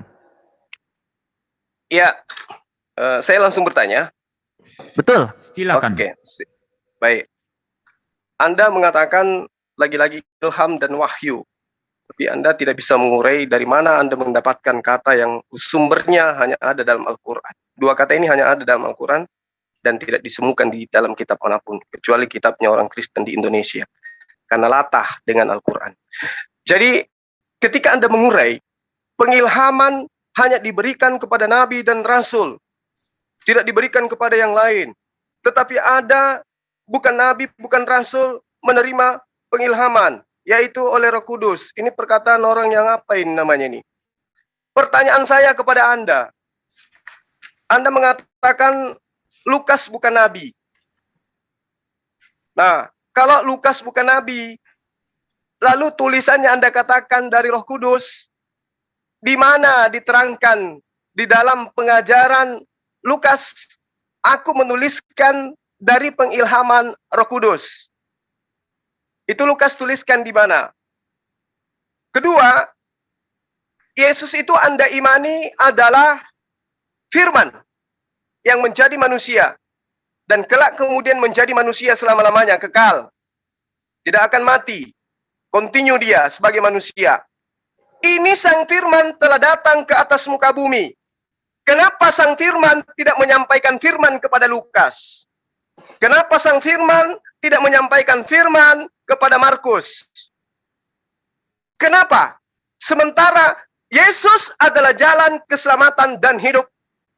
Yesus adalah sang firman yang mengatakan dirinya tidak berkata-kata dari dirinya sendiri, melainkan dari apa yang diperintahkan oleh Allah untuk ia katakan dan ia sampaikan. Itu posisi Yesus.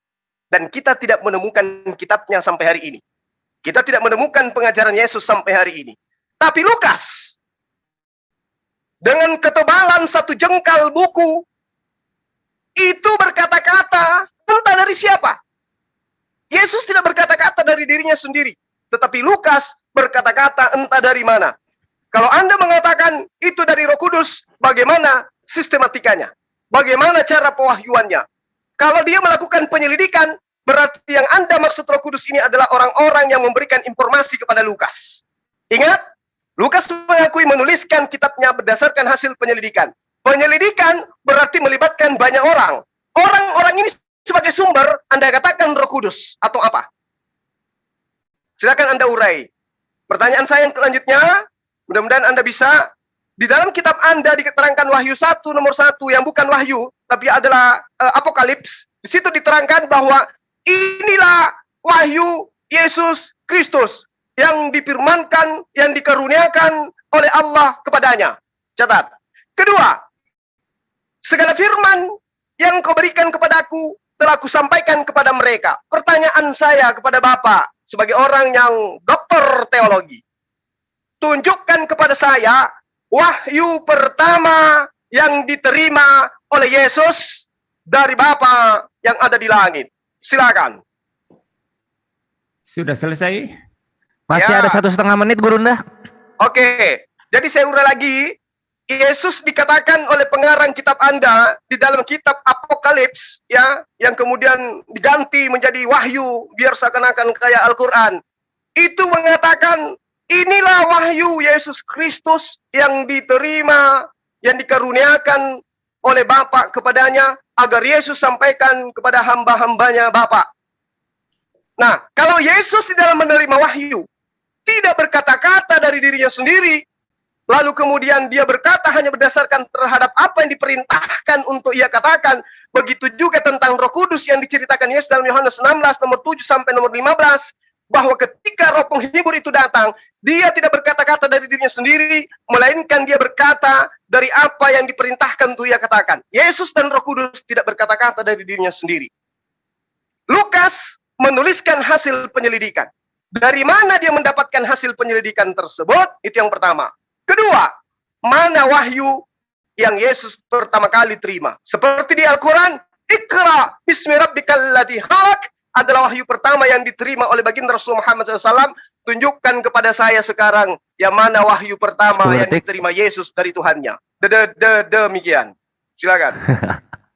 Iya, waktu dicukupkan saja, dan dari bantahan dan juga serangan Gurunda kepada Pendeta MYM, kita mendapatkan 3 pertanyaan. Pendeta MYM mau disimak ya. Yang pertama, Lukas dapat berita dari mana? Yang kedua, aku lupa Gurunda apa ya yang kedua ya? Dua aja nanti. Oke, kalau begitu. Yang pertama, Lukas dapat berita dari mana? Yang kedua, tunjukkan wahyu pertama dari Bapa kepada Yesus. Pendeta MYM bisa ditangkap pertanyaannya? Ya. Oke, kalau begitu silahkan menjawab, waktu berjalan ketika Pendeta MYM berbicara. Silahkan. Ya, seperti biasa lah ya, Suma itu tidak memahami argumentasi lalu kemudian menyerang Kristen dengan pemikiran dia sendiri tentang Kristen. Dia membuat karikatur begitu. Pengertian wahyu dan ilham saja tadi saya sudah jelaskan, dan Anda tidak bisa menggunakan perspektif Islam Anda untuk kemudian menyerang Kristen perihal wahyu dan ilham, karena Kristen mempunyai pengertian sendiri ya. Saya mungkin bahas ini dulu ya. Apa istilahnya katanya ya? Prinsip Alkitab itu terjemahan. maka istilah wahyu itu dapat dari bahasa Arab, tidak masalah ya. Tapi dalam bahasa aslinya wahyu itu ada banyak istilah ya. Di dalam bahasa Ibrani ada istilah galah, ada istilah ra'a, ada istilah yada ya. Lalu kemudian ada dalam bahasa Yunani itu epipanein, ya, empanisein, glorizein, gilon, dan lain sebagainya, termasuk apokaluptein, ya seperti itu. Itu istilah pewahyuan yang ada di dalam Alkitab, yang maknanya adalah membuka penutup sesuatu yang tadinya tidak jelas menjadi jelas. Ini cara Tuhan menjelaskan kepada para nabi dan para rasul. Lalu istilah ilham itu ada istilah di dalam misalnya 2 Timotius 3 ayat 16 ya, theopneustos di sana. Ada istilah theopneustos, Allah menghembuskan keluar firman-Nya. Dari sana istilah ilham itu didefinisikan bahwa Tuhan yang memberikan firman itu menjaga firman-Nya sehingga dicatat dengan begitu teliti, begitu baik, dan tidak mengandung kesalahan sedikit pun. Lalu sekarang mengenai Lukas ya. Bagaimana, di mana Lukas berbicara seperti itu ya. Melihat Alkitab tidak dengan ya, melihat pewahyuan dan pengilhaman Alkitab tidak dengan cara bahwa di dalam kitab itu sendiri ada klaim. Ini mirip pertanyaan kemarin ya, di mana Yesus mengklaim itu di bahwa dia adalah Allah. Itu saya sudah bantah dan Suma tidak bisa jawab itu. Ya. Nah, begini ya. Mengapa satu kitab itu adalah kitab yang diilhamkan? Kitab yang diwahyukan dan diilhamkan. Karena kitab-kitab itu ditulis dan ketika mereka ditulis dipakai oleh gereja mula-mula dan diakui otoritasnya. Kedua, doktrin-doktrin yang di dalamnya itu bersesuaian, tidak berkontradiksi satu dengan yang lainnya. Doktrin-doktrin tentang Allah, tentang Kristus, tentang penciptaan, penebusan dosa, dan lain sebagainya.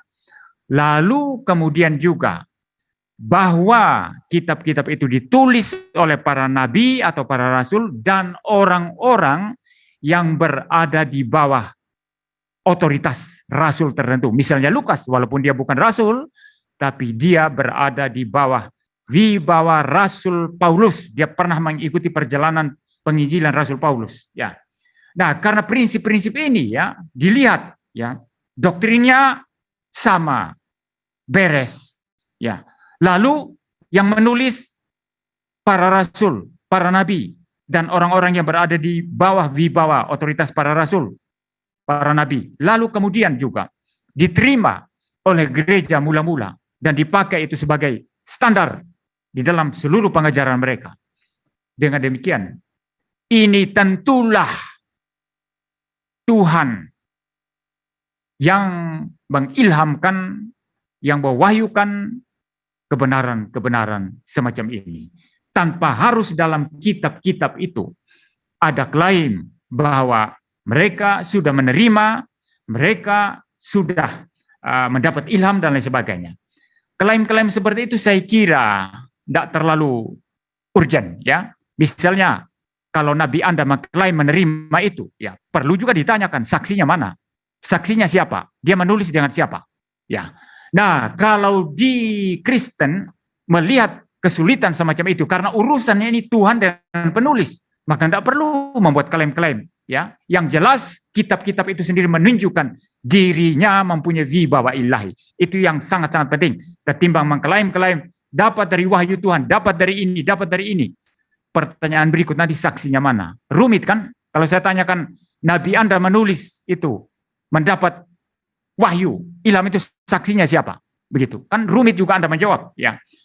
Nah, Alkitab tidak mementingkan hal-hal yang tidak urgent seperti itu dan lebih mementingkan bahwa kitab-kitab itu sendiri menyatakan otoritas ilahi.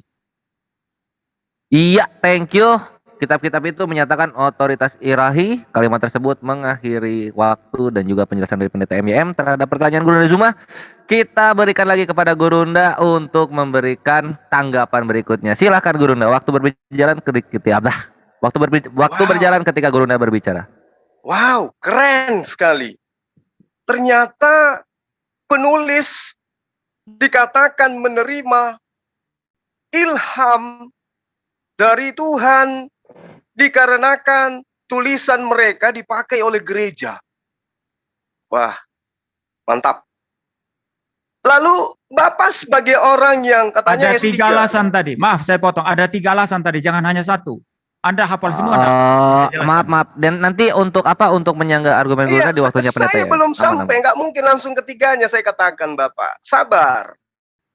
Ya, Dilanjut lagi, Sebagai silakan, orang yang- timer jalankan. lulus S3 teolog, apokalips itu adalah membuka penutup cadar. Sementara ilham, wahyu adalah bisikan dari langit, dari Allah melalui perantaraan para malaikat kepada penulis. Harus Anda bedakan itu. Oleh karena itulah kemudian ketika saya tanya, siapa, dari mana sumbernya? Anda mengatakan prosesnya ilham itu ditulis dan dipakai gereja. Tidak bertentangan, tidak kontradiksi. Nanti kita buktikan, Pak.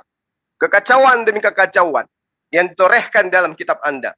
Lalu kemudian ketika Anda mengatakan itu adalah sesuatu yang tidak penting, tidak urgen, kata Anda. Loh, bagaimana Anda bisa mengatakan itu adalah firman Tuhan, sementara asal-usulnya Anda nggak tahu? Hanya karena dasar dipakai oleh gereja pada awal mula. Oh, ini pasti ilham Tuhan. Gimana Anda bisa memahami sebuah pernyataan bahwa ini adalah firman Tuhan, diilhamkan oleh Tuhan, sementara Anda tidak punya ilmu untuk sampai ke sana? Ada pemberitaan, tapi tidak tahu dari mana asal-usulnya. Kalau kami tadi saya mengurai Al-Quran dari Rasulullah, sampai kepada sahabat, sahabat kepada murid, murid kepada tabi-tabin, sampai seterusnya. Nah, Lukas terima dari mana ini? Tulisannya ini dapat dari mana? Setebal itu tulisannya dari mana? Sementara Yesus sendiri, yang adalah sang firman, kata dia, kata teman Kristen, itu tidak berkata-kata, sangat berhati-hati dia menyampaikan sesuatu kepada Bani Israel. Apa yang aku katakan bukan dari diriku sendiri, tapi dari Dia yang telah mengutus aku. Aku tidak berkata-kata dari diriku sendiri sesuai yang diperintah, kecuali yang diperintahkan untuk aku katakan. Lukas dasarnya apa mengatakan itu firman Tuhan? Teman Kristen mengatakan itu firman Tuhan, dasarnya apa? Sedangkan nyampai kepada Yesus saja tidak. Sampai kepada Yesus saja tidak. Oleh karena itulah kemudian, kalau ada sampai kepada Yesus, tolong tunjukkan kepada saya wahyu pertama yang diterima Yesus itu yang mana?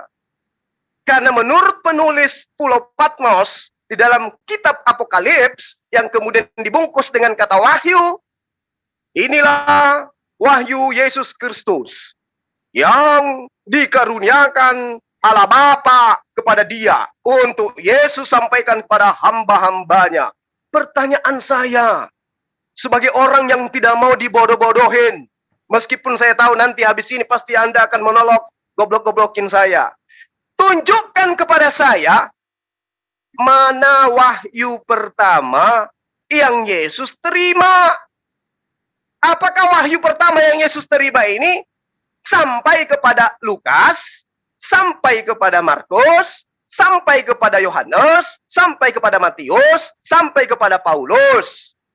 Atau jangan-jangan benar yang diterangkan Al-Quran sesuai dengan pertanyaan tadi, surah An-Nisa ayat 136, bahwa Torah itu sudah dihancurin terlebih dahulu. Jadi kayak mana lagi kita mau menerangkan? Kalau Al-Quran berbicara ilham, Pak, fa'alhamaha fujuraha wa taqwaha. Dalil ada, bos. Fa'alhamaha. Dan Allah kepada dia diilhamkan kepadanya jalan kebenaran, jalan kesesatan, jalan ketakwaan. Dalil ada. Pijakan Islam berbicara ada. Fa'alhamaha fujuraha wa taqwaha. Anda berbicara ilham dari tadi. Anda seorang master, Anda seorang dokter, tapi mengurai kata ilham Anda tidak mampu. Kasihan. Berbicara mengenai wahyu, Anda tidak mampu menguraikan. Lantas apa Anda yang nantang saya berdialog? Apa ilmunya? Pijakannya apa? Nggak ada sama sekali. Tolong jawab saya. Wahyu pertama yang diterima Yesus itu mana? Disampaikan kepada siapa? Sehingga kitabnya sekarang Anda tenteng untuk ajarkan orang. 10 Inilah detik. wahyu dari Tuhan. Inilah roh dari Tuhan. Tapi ternyata yang dikatakan roh Tuhan sampai ke Yesus aja kagak. apalagi kepada Allah Bapa. Demikian. Terima kasih Gurunda. Waktu sangat penuh dan padat diberikan bantahan keras kepada pendeta MYM dari penjelasannya. Sekarang kita akan mendengarkan dari pemaparan pendeta MYM berikutnya. Pertanyaan masih sama pendeta ya. Tunjukkan wahyu pertama dari Bapa kepada Yesus. Silahkan. Ada banyak pertanyaan tadi itu saya jawab semuanya. Jadi gini, itu dia memuntahkan, Ustaz Zuma ini memuntahkan ketidakmengertiannya terhadap iman Kristen, terhadap penjelasan saya. Dia pakai istilah ilham dari pengertian Islam Anda, salah Anda, ngawur Anda itu. Ya, istilah ilham itu dari bahasa Yunani diterjemahkan ke dalam bahasa Inggris inspiration dan diterjemahkan ke dalam bahasa Indonesia ilham. Itu pengertiannya. Theopneustos tadi, Allah menghembuskan firman-Nya, sebul firman-Nya. Lalu istilah wahyu, apokaliptein misalnya, apokalipsis, apokaliptein. Itu diterjemahkan ke dalam bahasa Inggris itu revelation dan terjemahkan dalam bahasa Indonesia itu wahyu. Dan kalau begitu Anda tidak memahami istilah ilham dan wahyu dari pengertian Islam Arab Anda.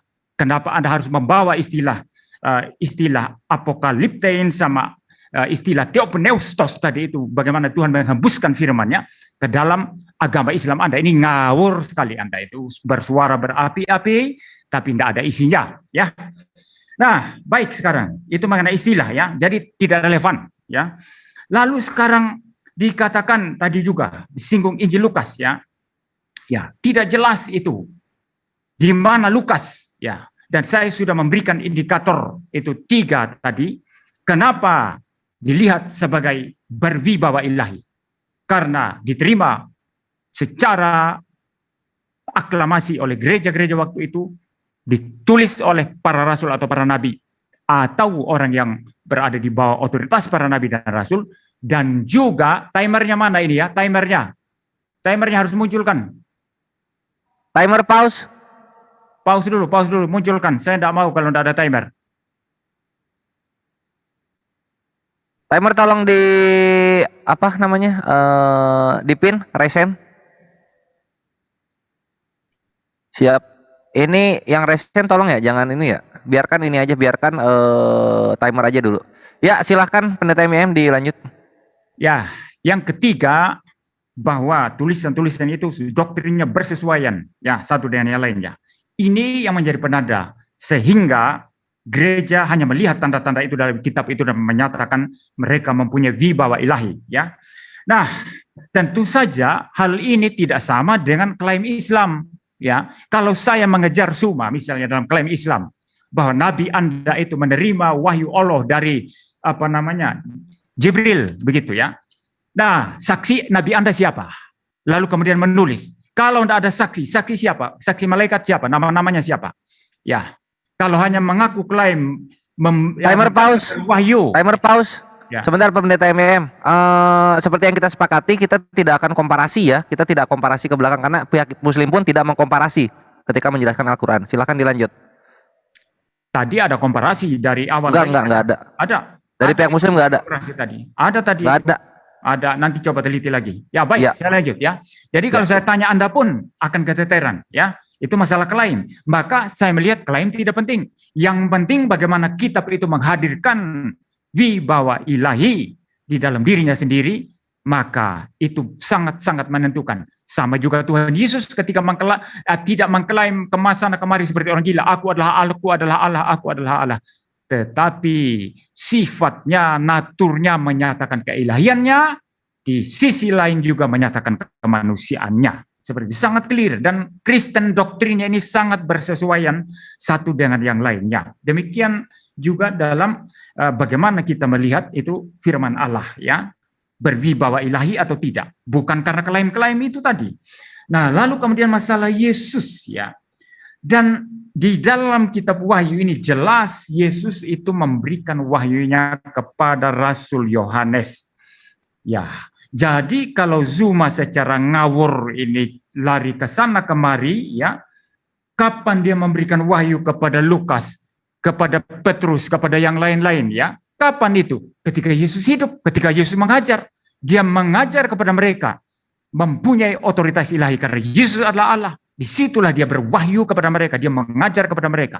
Ya, tetapi ketika membaca Wahyu ini ya, Wahyu pasal 1, inilah wahyu Yesus Kristus yang dikaruniakan Allah kepadanya supaya ditunjukkan kepada hamba-hambanya yang harus segera terjadi.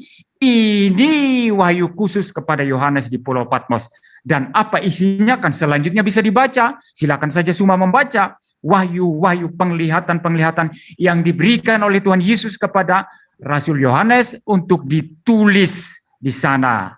Jelas sekali. Jadi ketika ditanyakan, kapan Yesus memberikan wahyu ini kepada Lukas, kepada macam-macam begitu ya. Wahyu ini diberikan kepada Yohanes, khusus ayat ini menyatakan demikian. Tetapi kapan yang lain dapat? Para murid sudah mendapatkannya ketika mereka setiap hari bersama-sama dengan Yesus Kristus. Dia mengajar di hadapan mereka, dia memberikan wahyunya kepada mereka.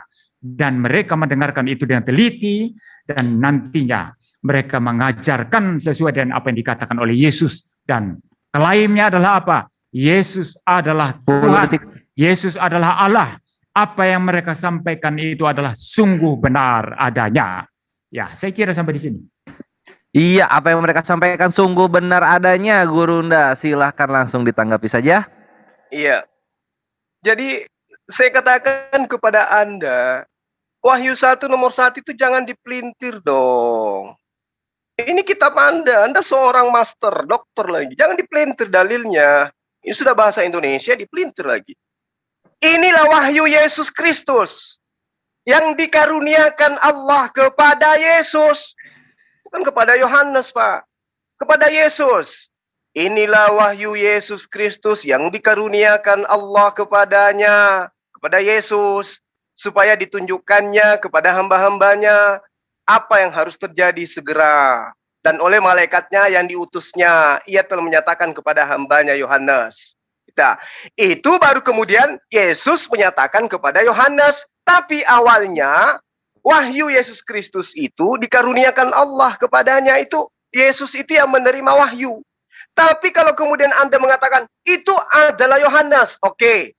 Tapi di dalam Yohanes 12:49, jelas di sana Yesus menerima firman dan menyampaikan firman.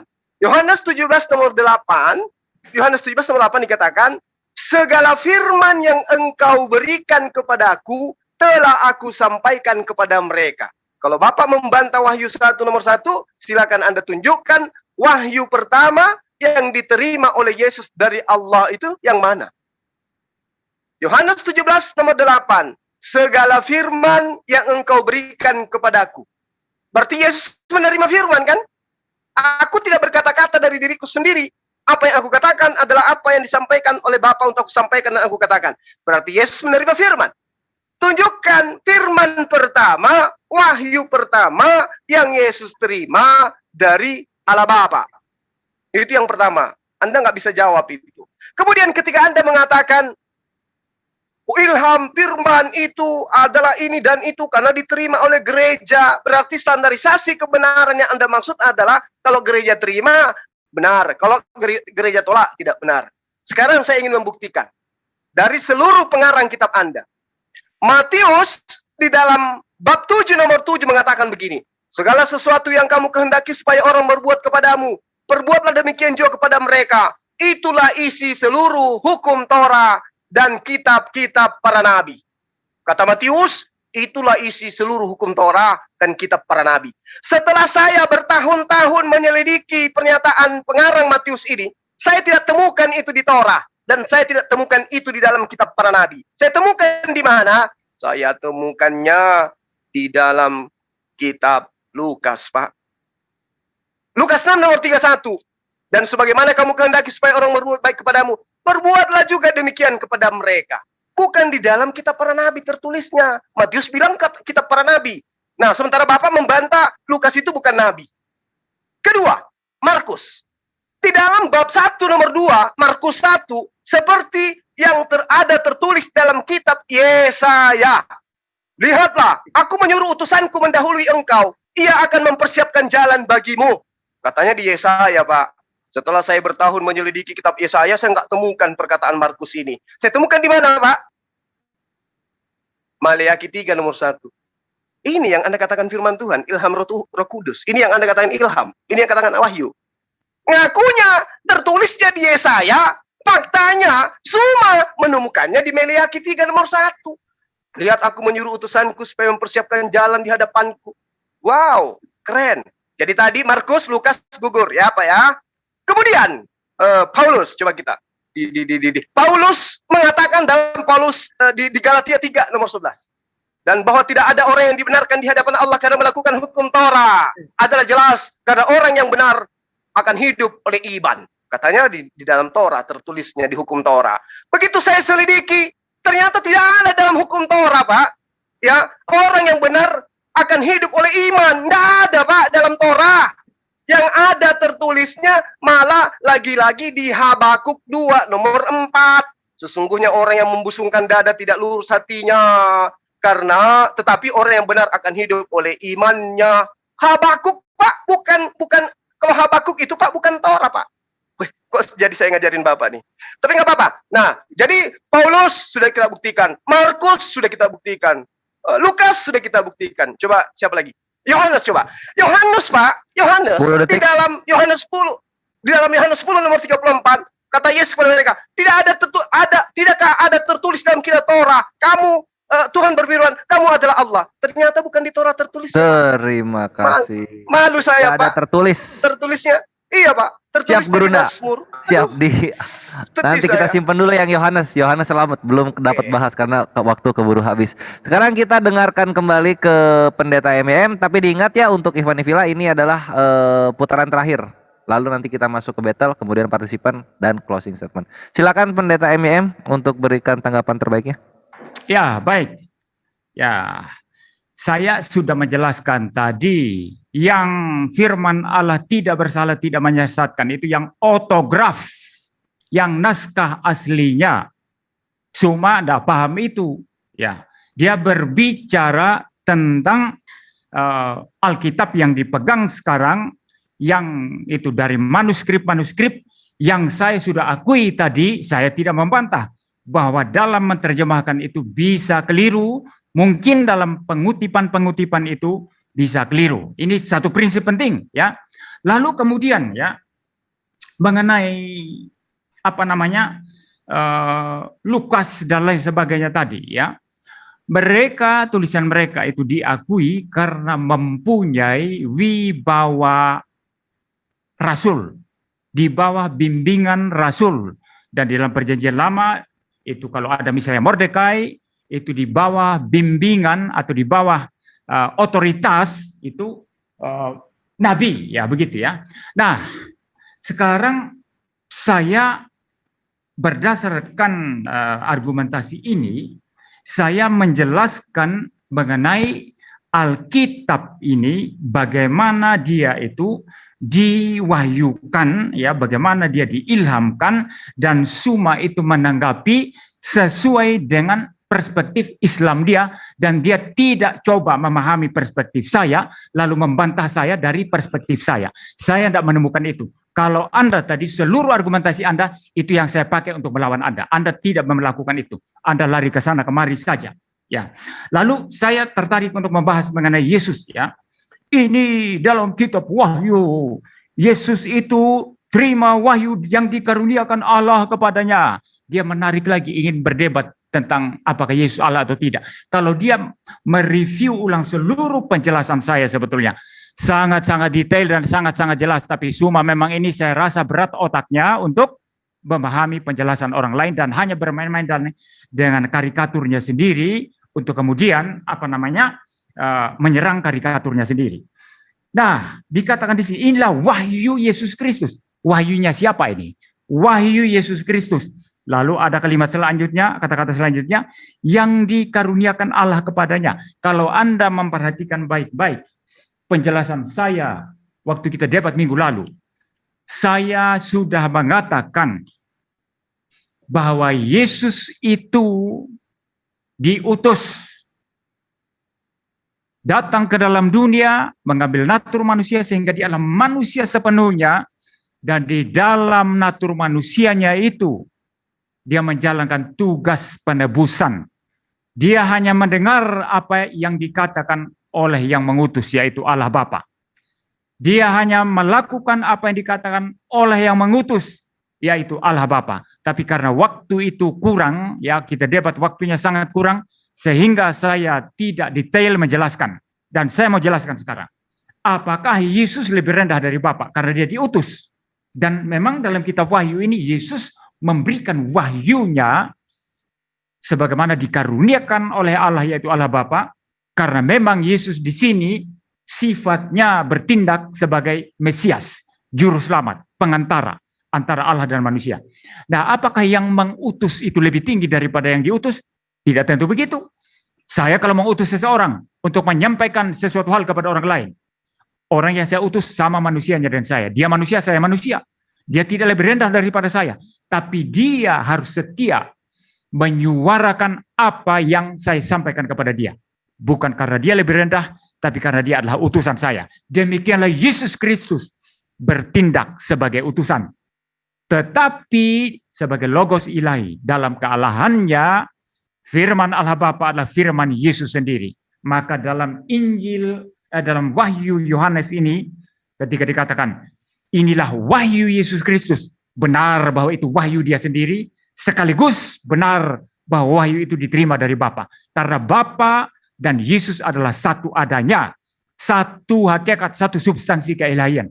Firman Bapa itulah firman Yesus, itulah firman Roh Kudus. Tidak mungkin terjadi pertentangan. Maka tidak ada masalah di sini. Inilah wahyu Yesus Kristus. Memang itu wahyu Yesus Kristus. Karena dia dalam rangka diutus sebagai Mesias. 10 detik. Berdiri di sini yang dikatakan, yang dikaruniakan Allah kepadanya. Tidak ada kontradiksi, tidak ada masalah di sini. Lalu waktu saya sudah habis. Ayat-ayat tadi masih banyak, ya mudah-mudahan nanti saya bisa ada waktu untuk menjelaskan. Nggak apa-apa, ini masih ada sesi battle kok. Oke. Nanti masih bisa dijelaskan di situ. Ya, silakan. Oke, Gurunda, tanggapan terakhir sebelum kita masuk ke sesi battle, berikan semangatnya Gurunda. Tafadhol. Oke. Jadi Anda sangat-sangat tidak akademisi, ya, tidak sesuai dengan titel. Anda mengatakan terjemah, itu terjemah. Nah, itulah makanya Anda saya jangan bicara terus nggak sesuai titel, itu tidak masuk dalam debat. Anda sudah melebar ya, ini. Kalau Oke, Gurunda, untuk kali ini aku aku benarkan pendeta MIM. Tafadhol Gurunda, dilanjut tanpa kesana. Ya, oke, nggak apa-apa. Oke, ya. Jadi Anda mengatakan naskah aslinya itu tidak salah. Tunjukkan pada saya mana naskah aslinya. Ada nggak bisa tunjukkan itu? Oh, cuma mengatakan naskah asli. Kenapa wahyu terakhir sebagai batu sandungan untuk kitab kita sebelum Al-Quran? Itu makanya Allah berfirman dalam bahasa Arab. Karena bahasa Arab itu memiliki disiplin ilmu yang bisa digunakan untuk mengkritisin terjemah, mengkritisin original teksnya. Anda mengatakan, kenapa kemudian terjemahan yang salah? Kalau ilham, Pak, kalau Roh Kudus yang mengilhamkan dan itu wahyu, tidak akan salah seperti yang saya uraikan tadi. Itu tidak akan pernah salah. Katanya di Torah, tertulisnya di Maleaki. Katanya di Yesaya, tertulisnya di Mazmur. Ini wahyu, ini ilham yang Anda katakan itu. Terus sebagai orang yang terpelajar, tokoh agama, apa yang bisa Anda berikan kepada jemaat, kepada umat untuk mencerdaskan anak bangsa ini berdasarkan dengan apa yang Anda tahu? Jangan Anda sembunyikan. Uraikan kebenaran itu. Ya. Al-Quran diterjemahkan ke dalam seluruh bahasa. Ketika terjemahan ini kemudian ada keliru, kembali kepada original teksnya. Makanya Al-Quran selalu disertakan. Al-Quran selalu menentang orang. Ya. Bahkan Allah mengatakan, silakan tampilkan, hadirkan orang terhebat kalian. Buktikan kalau Al-Quran itu bukan dari Allah. Kitab Anda baru segini aja, Anda sudah menampakkan sesuatu yang tidak sangat tidak akademisi. Kemudian pertanyaan saya, Pak, kalau Yesus itu menerima firman dari Allah sebagai utusan Tuhan, tolong tunjukkan kepada saya mana firman Tuhan yang pertama kali diterima oleh Yesus supaya saya paham, oh ternyata Yesus menerima firman yang pertama itu adalah ini, kemudian disampaikan kepada ini, lalu disampaikan kepada ini. Mana, Pak? Mana? Layaknya Al-Quran diterima baginda Rasul Muhammad SAW. Iqra bismi rabbikal ladzi khalaqa, khalaqal insana min 'alaqa. Sampai kepada semua sahabat, bunyinya sama. Iqra bismi rabbikal ladzi khalaq, khalaqal insana min 'alaqa. Mana? Yesus katanya firman. Tidak berkata-kata dari dirinya sendiri. Apa yang dikatakan adalah apa yang difirmankan oleh Tuhan untuk ia sampaikan. Tapi kok pengarang-pengarang kitab Anda kok nggak menuliskan firman yang diterima oleh Yesus? Kalau dikatakan dituliskan dari firman Yesus, firman yang mana yang pertama diterima oleh Yesus? Segala firman yang engkau berikan kepadaku telah aku sampaikan kepada mereka. Mana firman itu? Kalau Anda mau saksi, Bapak, Al-Quran diwahyukan 23 tahun kurang lebih. Disaksikan oleh para sahabat. Makanya mereka itu menghafalkan dan menuliskan. Karena mereka menyaksikan kebenaran itu. Sekarang, siapa ya saksi melihat Lukas bertemu Yesus? Siapa saksi melihat Markus ketemu Yesus? Sehingga tulisannya setebal itu dari mana? Dari pengilhaman. Dari kata ilham saja ambil dari Quran. Dari kata wahyu aja ambil dari Quran. Anda mengatakan Anda punya istilah lain. Gunakan istilah itu. Apakah kena? Kan tidak. Ilham itu adalah wahyu dari Allah. Anda gunakan ternyata catatan-catatan mereka bukan ilham dari Allah. Entah dari mana. Dari Yesus aja kagak. Apalagi dari Allah. Oleh karena itu pertanyaan saya. Anda belum jawab. Wahyu pertama yang diterima oleh Yesus dari Allah Bapa itu yang mana? Lalu disampaikan kepada siapa? Itu loh Pak pertanyaan saya. Sederhana.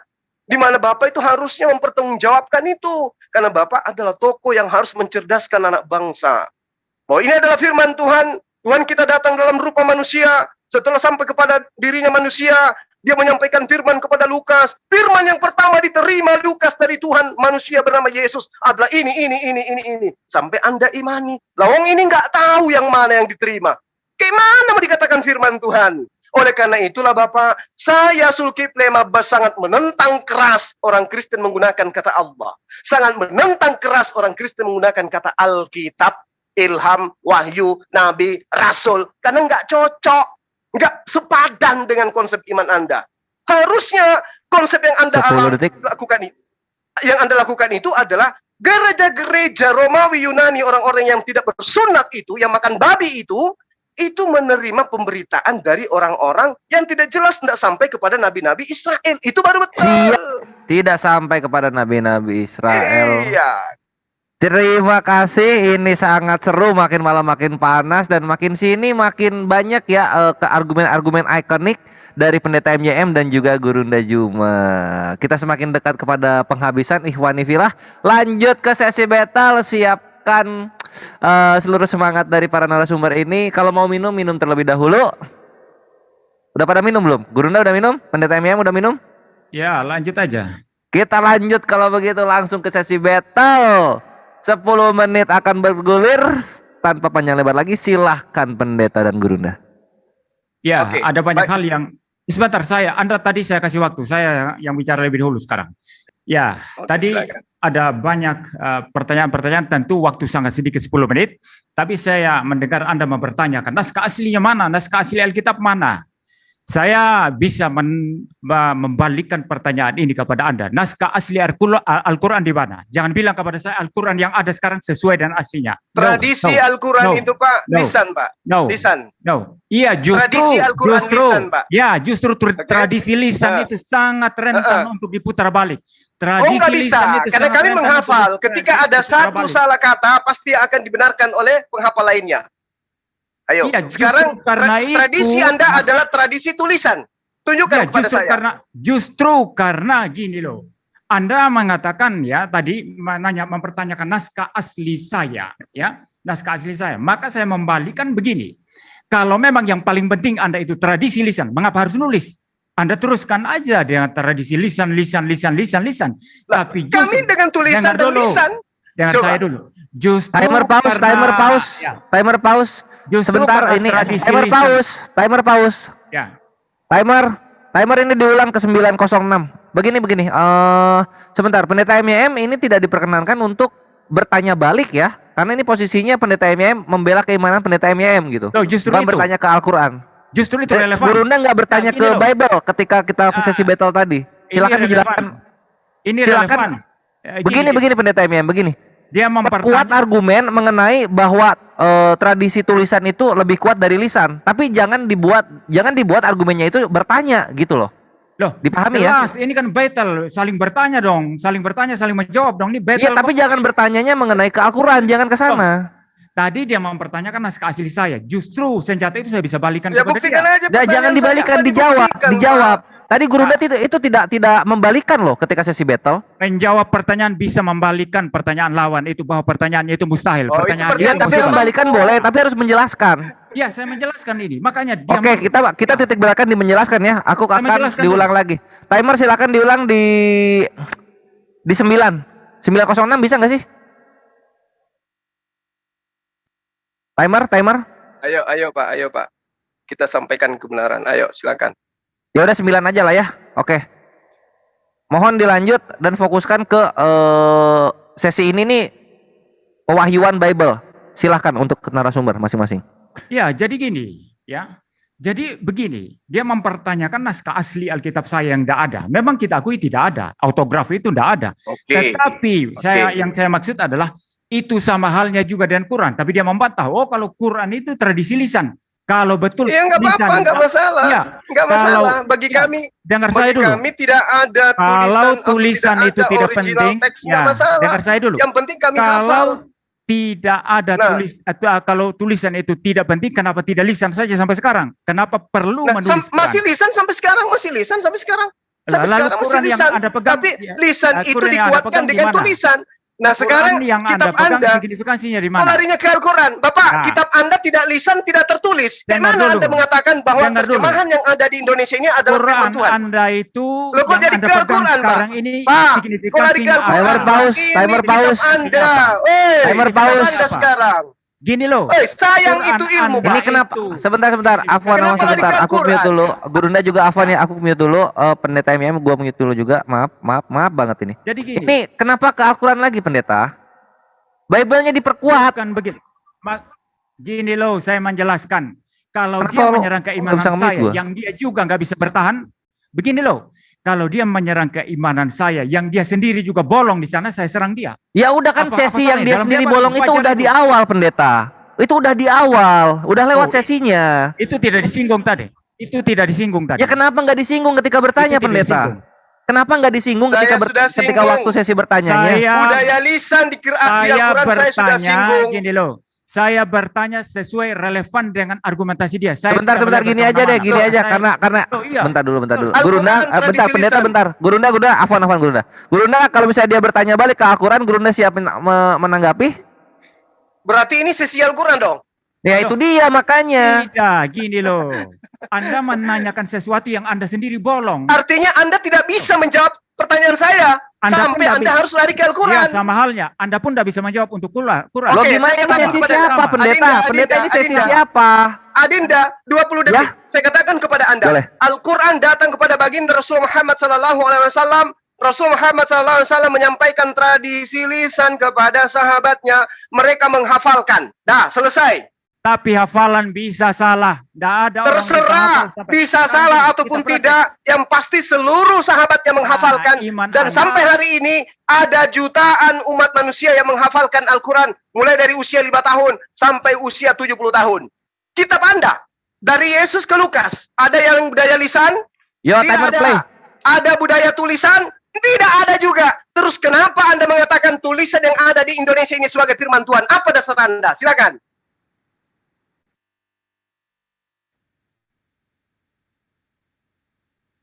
Silakan. Bukan lisan, bukan tulisan dari Yesus, juga bukan tulisan, bukan lisan dari Yesus, bukan lisan, bukan tulisan. Lalu apa dasar Anda mengatakan yang Anda tenteng itu adalah kalamullah, firman Tuhan. Sampai-sampai namanya pun dikatakan Alkitab tanpa malu-malu. Silakan. Halo, Ke-mute mungkin. perlukah saya bernyanyi?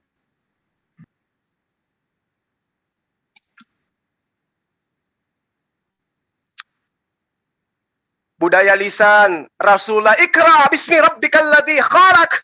Para sahabat juga melantunkan dengan lisan itu. Ikra bismi rabbikal ladzi Maksud saya khalaq. tadi ya, Yo. karena lisan nggak bisa disandari maka Quran Anda ditulis. Kalau lisan bisa disandari maka Anda perlu ditulis. Enggak begitu, Maka Bapak. begitu. Nah, Maka ini begini. Anda membangun argumentasi disebabkan karena ketidakberdayaan Anda. Anda yang tidak berdaya, Anda menanyakan yang asli mana? Bapak, tradisi Quran itu dengan tradisi lisan. Ya, kami tidak butuh saya tanya sekarang. literasi yang kemudian tertulis, kami nggak butuh. Ya, yang kami butuhkan adalah tradisi lisannya. Sekarang pertanyaan saya kepada Bapak, kitab Anda tidak lisan, tidak juga tradisi tulisan, lalu apa dasar Anda mengatakan Bible yang tidak berasal dari sumber Yesus sebagai firman Tuhan? Apa jawaban Anda? Diam dulu, saya tanya Anda dulu. Lisan yang asli tanya Anda saya. mana? Lisan yang original mana? Tunjukkan kepada saya sekarang. Lisannya siapa? Lisan Quran yang mana? Tunjukkan. Yang kami hafalkan hari ini. Alhamdulillahirabbil alamin. Tunjukkan kepada saya.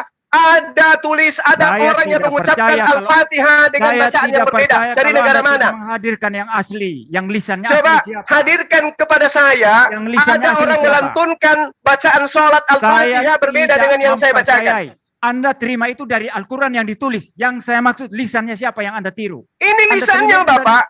Bapak. Al-Fatihah, Bapak Al-Fatihah ketika dilantunkan, siapapun dia, orang Jepang, orang Cina, orang Bugis, orang Makassar, orang Betawi, ketika dia mengatakan Al-Fatihah, maka mereka semuanya mengatakan Alhamdulillahirabbil alamin. Anda mengutip dari Quran, Anda hafal dari Quran, ya, Anda baca dari Quran. Anda tidak mengutip dari lisan yang asli. Iyyaka na'budu wa iyyaka nasta'in. Itu seluruh dunia, Pak. Itu mendunia. Dari turun-temurun sampai hari ini. Pertanyaan saya kepada Bapak, Master Teologi, Dokter Teologi. Kalau Yesus menerima firman, tidak melantunkan lisan, dan tidak memerintahkan menulis, lalu kitab Anda ini apa? Semua yang Anda ucapkan tadi itu, lisan yang Anda anggap lisan itu, Anda anggap ambil dari Quran yang tertulis, Anda menipu di sini. Itu Anda ambil dari Quran yang tertulis. Pertanyaan saya, waduh Bapak. Anda menipu. Oke, saya menipu enggak masalah. Kalau itu tuduhan Anda enggak masalah. Yang pasti seluruh dunia Al-Quran dihafalkan surah Al-Fatihah, surah An-Nas atau surah-surah apapun itu, semuanya itu sama. Diambil dari tulisan Quran. Diambil dari hafalan, Bapak. Bukan hafalan dulu, Bapak. Bukan diambil dari lisan. Al-Quran itu tradisinya lisan. Oke? Nah, sekarang diambil dari Quran nanti dituliskan setelah para penghafal sebagian ada yang gugur di medan perang. Sekarang pertanyaan saya kepada kitab Anda. Yesus tidak melisankan surah-surah Paulus. Yesus tidak melisankan surah Lukas, Markus, Matius, Yohanes dan semuanya. Pertanyaan saya, dari mana asalnya tulisan-tulisan mereka yang begitu tebal? Yesus mengajar cuma 3 tahun, Bapak.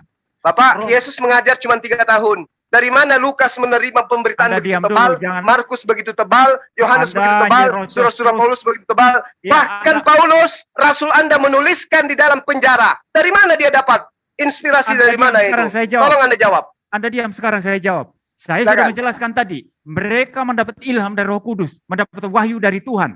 Dari Allah. Dari mana Anda mengatakan ilham dari Roh Kudus sementara sumbernya itu adalah Yesus? Loh. Sumbernya, yang sampirman adalah Yesus, Pak. Yesus yang memberikan kepada mereka karena Yesus adalah dari mana? Mana dalilnya? Tunjukkan kepada saya. Loh, tunjukkan. Yesus adalah Allah. Dia bisa memberikan. Mana? Tunjukkan dalilnya. Di mana Yesus mengatakan itu? Di mana? Jelas. Yohanes 1 ayat 1 mengatakan Yesus. Itu tulisan Yohanes, Pak. Itu pengakuan Yohanes. Yang saya minta pengakuan Yesusnya mana? Loh, kok pengakuan Yesus? Lah, dia sang firman. Yang mana yang sang firman? Yohanes atau Yesus, Pak? Yang menulis Yohanes, bukan ya, Yesus. Menulis. Yohanes menulis dari Yesus, kan? Yohanes menulis berdasarkan ilham Allah yang dia dapat. Bukan dari Yesus. Masalahnya apa? Bukan Yesus dari Yesus. Adalah Allah. Yesus adalah Allah. Jadi ilham itu dari Bapa, dari Yesus. Sekarang tunjukkan pada saat Yesus 3 tahun keliling di Galilea, di mana dia memerintahkan penulis-penulis ini untuk menulis? Tidak perlu memerintahkan, dia mengajar, murid-murid mencatat. Tidak perlu memerintahkan. 3 tahun loh ya. 3 tahun Yesus mengajar. 3 tahun. Pada saat 3 tahun Yesus mengajar, pernahkah Lukas ini duduk di hadapannya? Makanya dengar baik-baik penjelasan saya tadi. Lukas ini berada di bawah para rasul. Dia bertanya kepada para rasul di Yerusalem. Ya, rasulnya siapa namanya rasulnya, Pak? Rasulnya siapa namanya? Rasul-rasul di Yerusalem ya Petrus, Yohanes, Yakobus dan semua Nah, rasul. tolong tunjukkan dalilnya Yang di mana meneliti. Petrus bertemu dengan Lukas. Loh, Alkitab merasa tidak penting mencatat itu. Oh, nggak bisa, Pak. Berarti Lukas pewartaannya itu Ya, jelas tidak Lukas. bisa dipertanggungjawabkan. Ya, Pemberitaan Anda- Lukas tidak bisa dipertanggungjawabkan Ya. kalau begitu, Bapak. Anda Contoh dengar- nih, contoh Pak, saya kasih. Dengar dulu. Saya bicara, kan Anda terus nyerocos aja, minta jawaban tapi nyerocos terus. Saya tidak saya tidak jawab. Nanti lalu Anda klaim-klaim diri menang. Ya, saya Bukan menang jawab. atau kalah di sini, Pak. Bukan. Ya. Ini kebenaran kita bicara, Pak. Ini Bukan kalah kebenaran. atau menang. Iya, saya benar. Alkitab saya Oke, benar. Anda benar. yang menyerang. Tetapi Ya, kitab ya. Anda tidak benar karena tidak bersambung kepada Yesus. Gimana tuh? Kalau Anda mengatakan kitab saya tidak benar karena tidak bersambung kepada Yesus, karena Anda menafsir itu dan kacamata Islam Anda, maka Anda tidak paham. Sekarang coba tunjukkan dengan tafsir Anda di mana Yesus berkata kepada Lukas. Contoh misalnya nih, saya kasih contoh nih Bapak. Di dalam pernyataan Lukas Saya 24 sudah nomor menjelaskan 44 sampai tadi. 46. Tertulis di dalam kitab Mazmur dan Dengar juga dulu. kitab-kitab para nabi. Sabar Pak, sabar. Anda Saya kasih bicara Anda. itu dari kacamata Aduh. Islam Anda. Anda bicara Ini itu saya dari bawa kacamata kitab Islam. Anda loh Pak. Saya Bapak, mengatakan saya tadi, menghargai Bapak para sebagai orang penulis Alkitab akademisi. itu menulis. Tolong dengarkan saya. Lukas Nah, mencatat, saya jawab dia dulu. mengatakan Yesus berkata bahwa benarlah apa yang tertulis tentang aku di dalam kitab Torah, kitab Mazmur dan kitab para nabi, bahwa aku akan mati dan bangkit pada hari ketiga. Tunjukkan Sekarang kepada gini saya loh. di kitab para nabi mana tertulis itu. Loh, di dalam kitab para nabi ada itu. Saya tidak ada Tunjukkan. waktu untuk menjelaskan di sini, ya. Aduh, Bapak kalau saya mampu Pak, nunjukkan. Misalnya Bukan tertulis di kitab para nabi itu Pak, tapi Anda- tertulisnya di Anda kitabnya bicara terus Lukas saja. Anda kisah para bicara terus rasul tidak 10 nomor mendengarkan. 40. Yesus Ya. telah bangkit. Yesus telah bangkit pada hari Anda ketiga. bicara terus tidak Itu ada pernah di dalam mendengarkan saya, dan kisah Anda para bicara rasul. terus waktu habis sehingga saya tidak bisa menjawab dan Anda merasa menang. Ini sesuatu Lalu penipuan di luar dalam biasa. catatan Paulus juga dikatakan 1 Korintus 19 nomor 4, Anda Paulus bicara terus Yesus ya. telah bangkit pada hari ketiga. Ternyata Lukas Cuma salah Anda bicara mengatakan terus, ada ya. tertulis di kitab para nabi Mesias Anda akan nyerocos bangkit terus, pada hari saya tidak ketiga. ada waktu untuk Ternyata tidak menjawab. tertulis di kitab para nabi. Tertulisnya di surah Paulus Cuma. dan surahnya Lukas. Anda Ini yang Anda katakan terus, firman ya. Tuhan. Hei, Anda bicara terus dan saya tidak ada waktu untuk menjawab dan Itu Anda untuk merasa menolong menang, Anda ya. karena Anda sudah Nggak- terbata-bata. nggak Oke, perlu. silakan Anda jelaskan. Ya, gini Saya loh. diam. Gini loh, ya. Menjelaskan gimana? Tinggal 12 detik. Menjelaskan apa saya? Anda pertanyaannya begitu banyak, lalu kemudian bicara terus dan Anda merasa Saya menang. Ini tidak adalah bertanya, satu saya penipuan menjelaskan luar biasa. membantu Anda untuk Anda memahami. menipu luar biasa. Anda tidak Kalau menjawab saya pertanyaan nipu, saya. Lukas Iya, maaf untuk kedua narasumber yang kami hormati. Waktu habis dan inilah sesi battle yang telah dinikmati oleh seluruh penikmat dialog lintas agama, terutama orang-orang yang mencari kebenaran.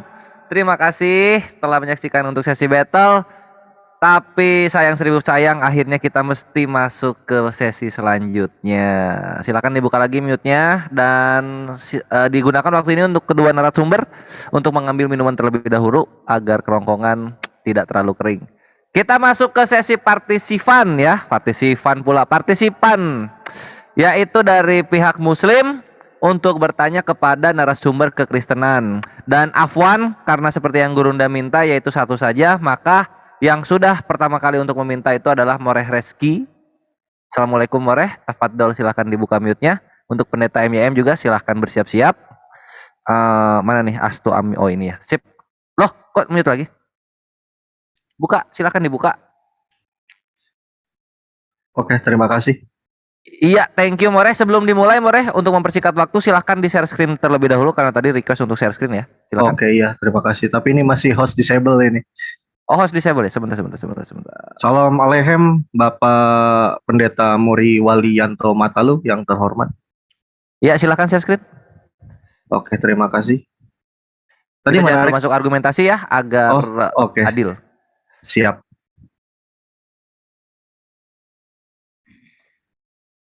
Iya, udah siap Udah. Moreh? Oke, sudah kok siap. hilang, mana Siap. hilang ini? Oh, udah mulai, boleh sekarang? Bukan, share screen-nya hilang. Sebentar. Share screen dulu, share screen siap, datanya udah siap berarti, maka di situ narasi mulai, timer pun berjalan begitu. Oke, terima kasih. Tapi kok ini mendadak nggak bisa share screen ya, malah saya. Loh, Oh ini. Nah, oke, udah bisa. Oke, terima kasih. Sudah siap? iya, silahkan pendeta dan juga Moreh, timer mengikuti. Oke, terima kasih. Selamat malam Pak Pendeta Muriwalianto Matalu. Tadi saya menyimak dengan baik ya apa yang dipaparkan oleh Pak MYM.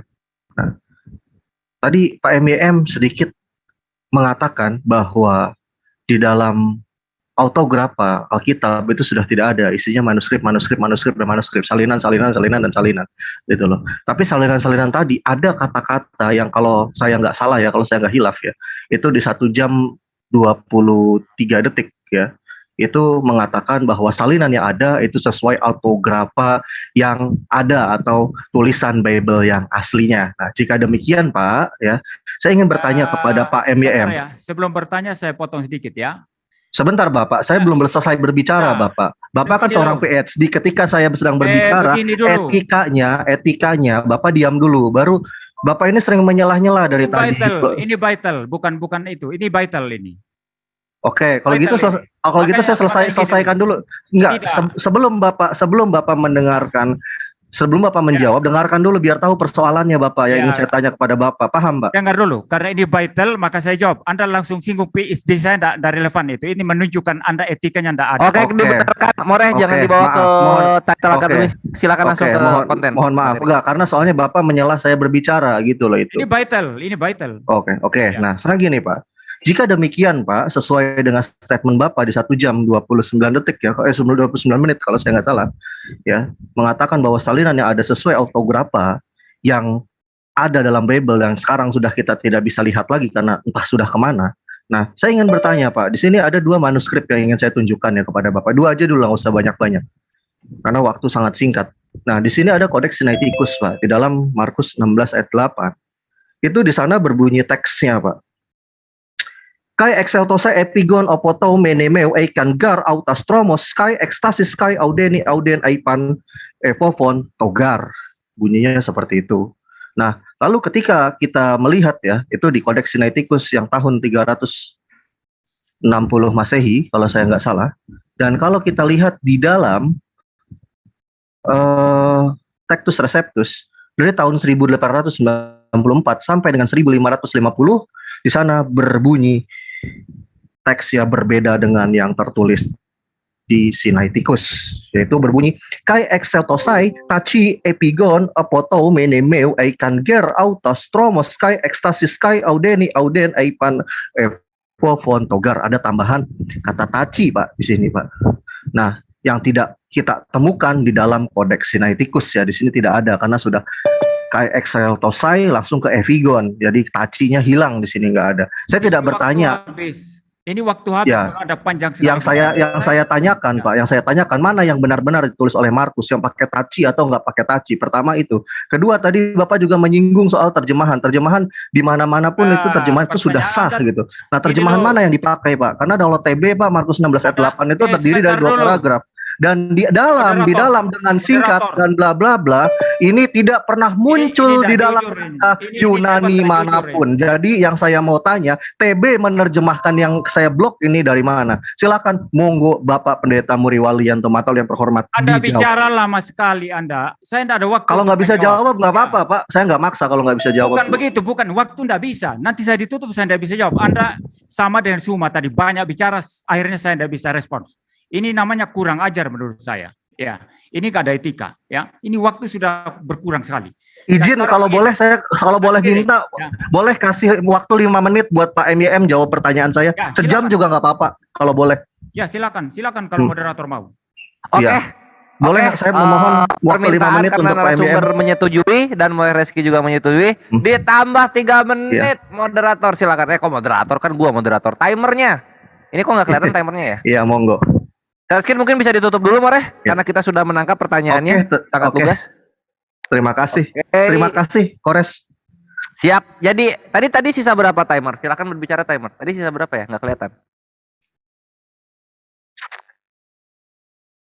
Timer, Akhi Tolib. Sisa 2 menit. Sisa 2 menit. Oke, jadikan 5 menit lagi berarti.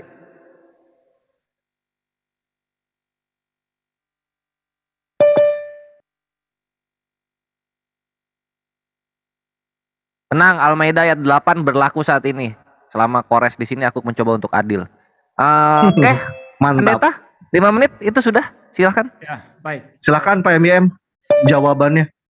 Saya akan memberikan jawabannya. Jadi kalau mendengarkan penjelasan. Ini battle ya Pak MYM ya. Iya, saya jawab dulu kan baru Anda respons ya. Iya, iya. Jadi Silakan. kalau mendengarkan penjelasan saya secara utuh dan lengkap tadi bahwa pewahyuan Alkitab itu sifatnya bukan semacam mekanik, semacam mesin tulis, tetapi memberikan ruang bagi penulis Alkitab untuk mereka menulis ya menurut penelitian mereka ya, dan dipimpin oleh Roh Kudus, maka hasil tulisan mereka itu tidak. Berarti boleh ditambah. Berarti kalau gitu Alkitab boleh ditambah-tambah berarti. Saya kalau masih gitu. menjelaskan. Kan ini battle Bapak. Kalau begitu saya tanya Anda saja kalau begitu. Menurutmu, Boleh Pak, silakan. ya, menurutmu Quran Silakan, boleh ditambah-tambah enggak? Ya, Quran boleh ditambah-tambah enggak? Nggak boleh Pak. Ada yang ditambah Pak? Boleh bisa ditunjukkan teksnya Pak? Enggak. Saya jelaskan nanti. Saya tanya prinsip, Quran boleh ditambah-tambah enggak? Nggak boleh ditambah-tambah Pak. Al-Quran nggak boleh tambah-tambah. Anda tahu dari mana enggak boleh ditambah-tambah? Aslinya mana? Aslinya Quran mana? Bapak pernah melihat ada perbedaan Pak di Al-Quran atau ada yang ditambahkan di dalam Al-Quran Pak sampai satu paragraf?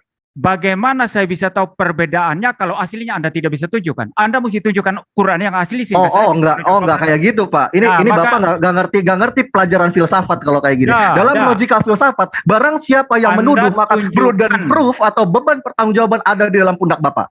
Anda menuduh saya masalah teks asli enggak. Bapak yang menuduh Al-Quran.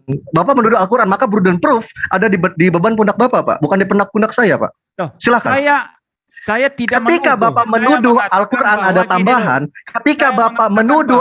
ada tambahan, maka burden proof atau beban pembuktian ada di pundak Bapak. Anda belajar logikal filsafat tidak, saya mau tanya. Saya tidak mengatakan Quran ada tambahan, tetapi saya mengatakan Anda barusan ngomong ada tambahan. Anda barusan mengatakan itu kata-kata bersayap. Anda tidak akan pernah terpakai kata-kata bersayap Anda kalau ketemu jumpa debatnya dengan saya, Pak. Anda tahu Quran gitu loh. ada ditambah atau tidak kalau aslinya tidak ada? Oke, Bapak tahu, saya bisa balik lagi dengan logika terbalik. Bapak tahu dari mana kalau Al-Quran ada perbedaan? Coba. Pertanyaan saya, Anda tahu dari mana Quran Anda ditambah atau tidak kalau aslinya tidak ada? Pembanding.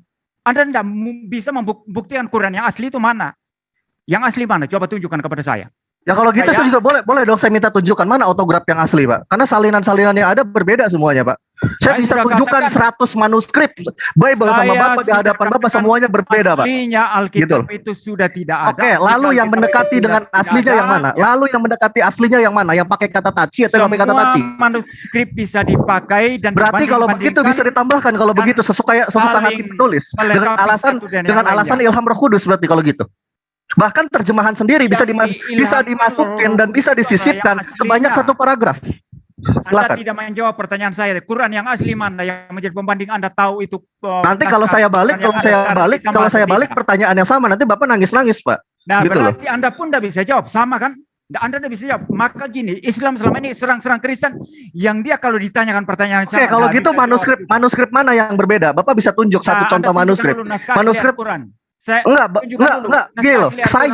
Ketika saya memberikan sebuah persoalan pada Pak MYM yang terhormat ya, Pak MYM saya suguhkan kepada manuskrip yang ada. Sekarang Pak MYM mempersoalkan hal yang persoalan balik. Iya, Pak MYM mempersoalkan hal yang sama, tapi tidak mampu menunjukkan manuskrip Al-Quran satu pun di hadapan saya. Itu namanya tidak akademis. Makanya saya bingung gitu loh. Ini sebenarnya Pak MYM ini seorang akademisi atau bukan gitu loh. Ketika Bapak berbicara tentang tekstual atau tentang manuskrip, maka Bapak harus menunjukkan buktinya dulu.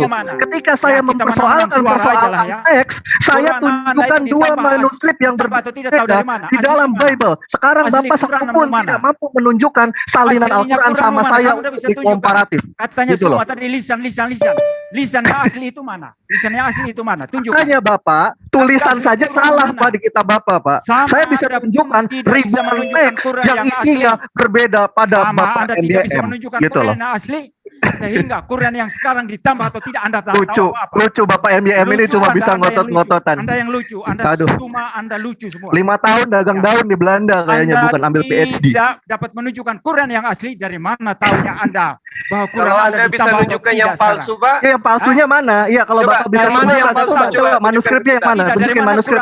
Tunjukin manuskrip. Enggak. tunjukin manuskrip Al-Quran yang ada dan berbeda mana, Pak? Coba Bapak Amat sudah tunjukkan. Bapak ini. Iya, kalau Makanya saya gini malam loh. kali ini, saya walaupun autograf, Makanya kitab gini. itu nggak ada, saya bisa tunjukkan 2 Bible, Masalinan Bible Tunjukkan yang berbeda Al-Quran dan palsunya Yunani mana? versi Yunani. Sekarang Ya, saya mau tapi tanya Anda sama harus- Bapak, kalau Bapak mau mengatakan bahwa Al-Quran ini ada yang palsu, maka mana Tunjukkan. salinan Al-Qurannya? Al-Quran Tunjukkan dua sebagai asli. sampel komparatif. Iya, terima kasih. Ini sangat sengit sekali battle kali ini ya. Dan ini bisa menjadi ibroh juga pelajaran bagi kita yang menyimak bagaimana pembuktian itu harusnya berlaku begitu. Karena begini, aku nyampein dulu sesuatu, harus ada objektivitas di sini. Dalam asas hukum itu ada namanya actori incombit onus probandi. Siapa yang mendalilkan, dia yang membuktikan. Moreh Reski sudah memenuhi asas tersebut. Tapi Pendeta Muryawali, maaf sekali, ketika bertanya tidak ada bukti atau prima facie Itu atau menurut Anda. data pertama Iya, yang itu menurut ditampilkan. Ini tidak berimbang, Pendeta. Yang Itu sih. ditanyakan itu tadi, yang dia sendiri untuk Quran tidak bisa jawab juga sama. Jadi Iya, jangan menyerang Gini ini Bapak kan. MEM, Bapak Dengan MEM. Boleh Kores, boleh saya argumentasi kasih kesempatan berbicara sedikit aja. Sedikit biar nggak disela dulu Pak MEM. Oh, Karena gini, maaf, ya. maaf More, nanti More, Habis. mungkin nanti More. Aku akan berikan waktu Ya. klarifikasi Oke, siap, setelah siap. Terima topik kasih. ini beres ya. More Ya, standby terima di kasih. sini. Terima kasih, Ya. saya cukup sabar kalau saya. Jadi gini Iya. loh, Anda orang-orang Islam kira selama itu Sebentar Pendeta MM, maaf, jangan dibahas lagi. Sesi battle-nya sudah habis. More Reski aku tahan, Pendeta MM aku tahan untuk topik yang tadi. Sekarang kita masuk ke closing statement untuk Gurunda dan juga Pendeta. Jadi sekarang kita kembali ke masing-masing narasumber. Yang untuk yang tadi ditinggalkan saja karena ini namanya juga dialog. Oke, kalau begitu aku akan buka untuk para narasumber yaitu Gurunda Zuma dan Pendeta MYM. Kita masuk ke closing statement. Sesi yang paling aku sedihkan setiap ada dialog yang seru begini. Silakan dimulai dari Pendeta MYM karena tadi Gurunda yang memulai opening statement di awal. Pendeta MYM, mari disimpulkan antara pewahyuan Biblos dan Al-Quran. Silakan. Mute-nya dibuka. ya baik. Ya, ini adil. Yang Sebentar. Pendeta MYM, maaf. Volumenya jatuh lagi.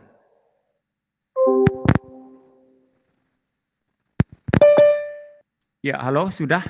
Ya, cek. Ya, coba. Bagus ya? Oke, cakep. Lanjut. Ya, baik. Ya, ini adil ya. Yang lalu juga yang closing statement pertama Zuma dan saya yang berbicara pertama dan sekarang sama. Ya. Ya, baik. Ya. Jadi ada begitu banyak pertanyaan diarahkan ke saya tentang Alkitab saya, sementara nyerocos terus kata orang Jawa. Ya, bicara terus sehingga saya tidak ada waktu untuk berbicara. Tadi pun mau saya menjelaskan dengan lengkap sebetulnya diberi waktu 5 menit, tetapi saya diinterupsi sehingga saya akhirnya membalikkan pedang yang Anda arahkan ke Kristen ke Anda sendiri. Jangan kira Kristen tidak bisa menyerang. Selama ini Kristen hanya bela-bela Alkitab, kami juga bisa mempertanyakan Quran Anda. Ya.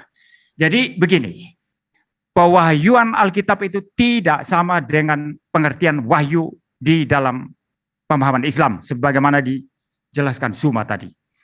Pewahyuan Alkitab itu di mana Tuhan membukakan kebenarannya melalui tuntunan Roh Kudus, maka para nabi, para rasul itu menulis, dan karena diilhamkan, bukan ilham dalam pengertian konsep Arabnya, tetapi ilham itu diterjemahkan dari bahasa Yunani, theopneustos tadi, bagaimana Tuhan menghembuskan firman-Nya, maka seluruh tulisan dalam Alkitab ini dijaga, sehingga tidak bersalah, tidak menyesatkan, itu dalam naskah aslinya.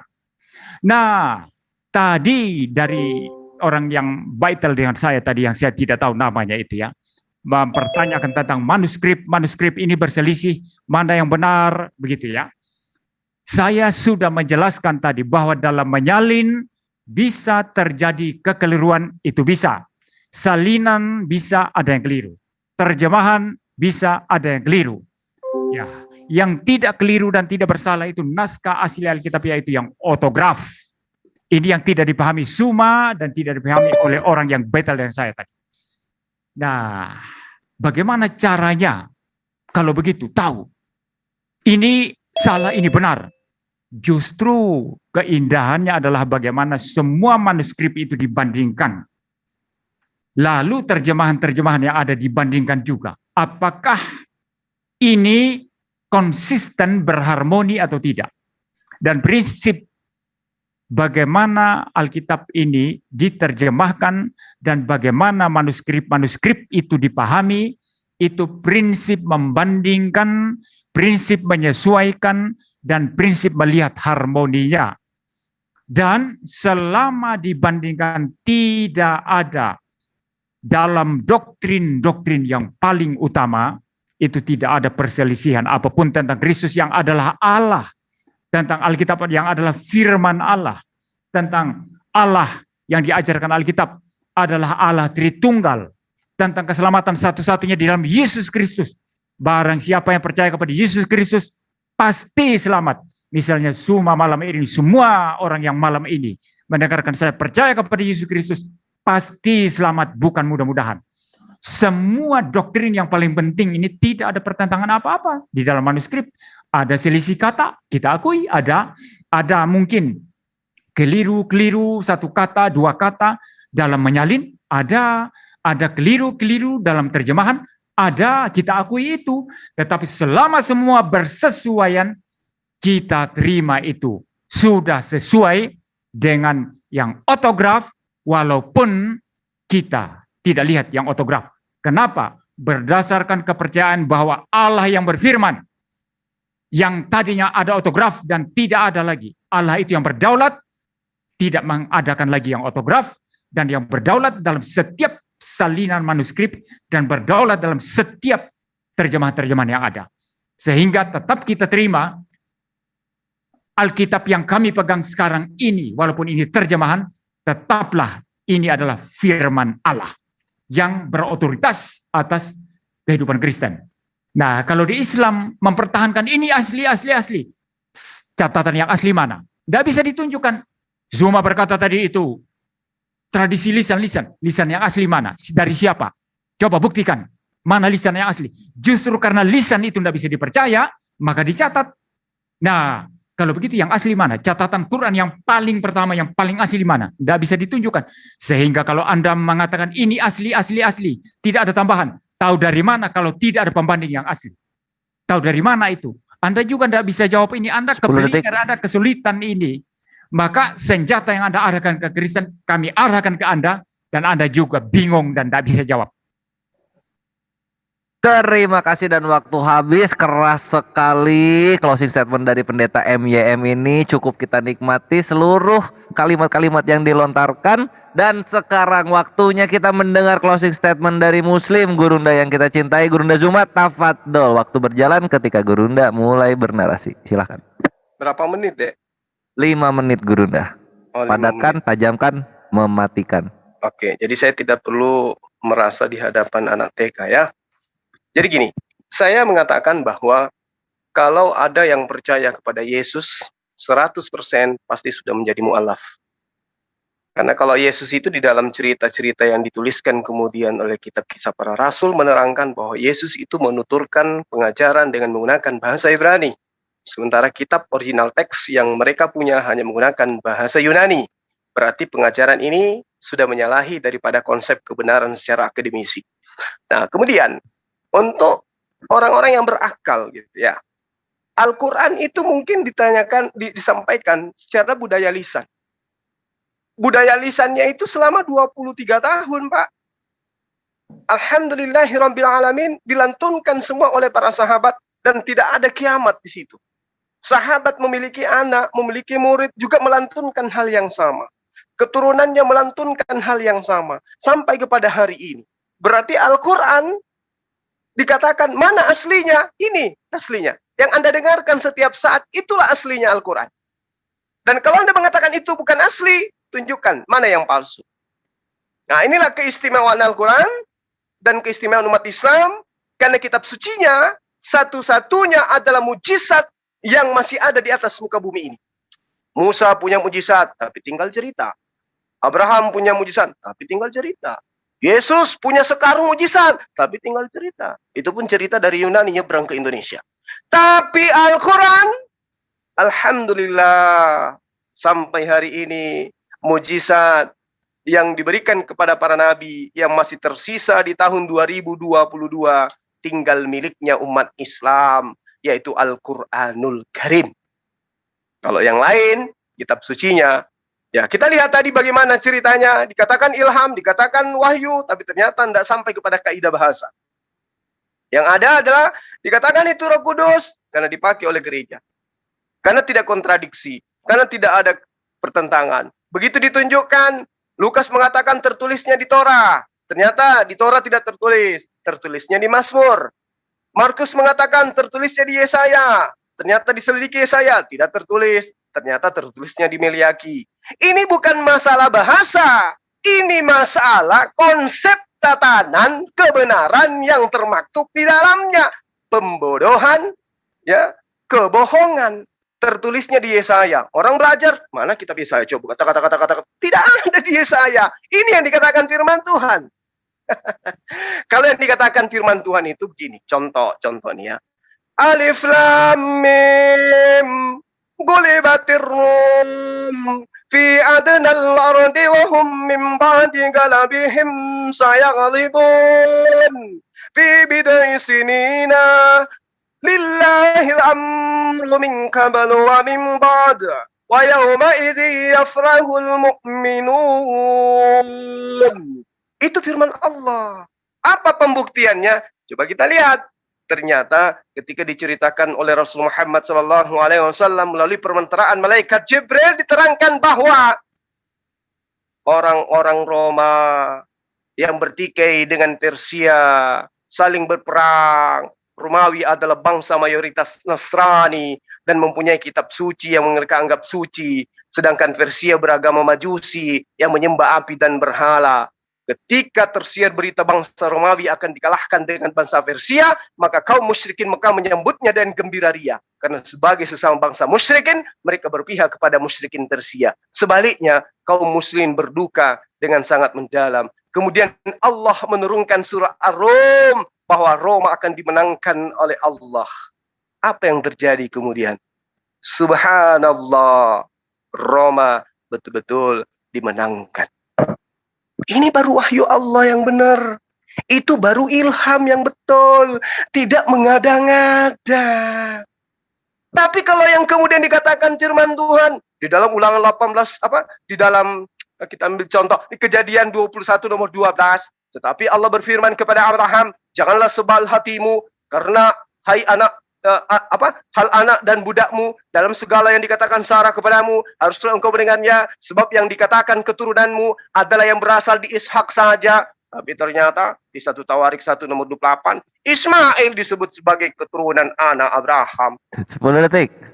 Lalu kemudian di dalam Kejadian 35 nomor 10 firman Allah kepada namamu Yakub, dari sekarang namamu bukan lagi Yakub, ya, tetapi melainkan Israel. Kau tidak disebut lagi dengan nama Yakub, tapi Israel. Tetapi ternyata Kejadian 32 nomor 8 masih juga dipanggil dengan sebutan Yakub. Terima kasih Gurunda. Selamat datang di kebenaran, kawanku, dan juga asatid villa yang ada di sini. Itulah sudah pemaparan mengenai pewahyuan Al-Quran dan Bible dari masing-masing narasumber yang aku rasa cukup merepresentasikan wajah kekristenan dan Islam, yaitu Gurunda Zuma dan juga Pendeta Muryowali. Aku ucapkan terima kasih untuk segala kontribusi argumen serta bantahan-bantahan yang ada, dan jika ada kesalahan-kesalahan dalam aku untuk menegakkan keadilan bagi kedua narasumber, mohon maaf karena manusia adalah tempatnya salah.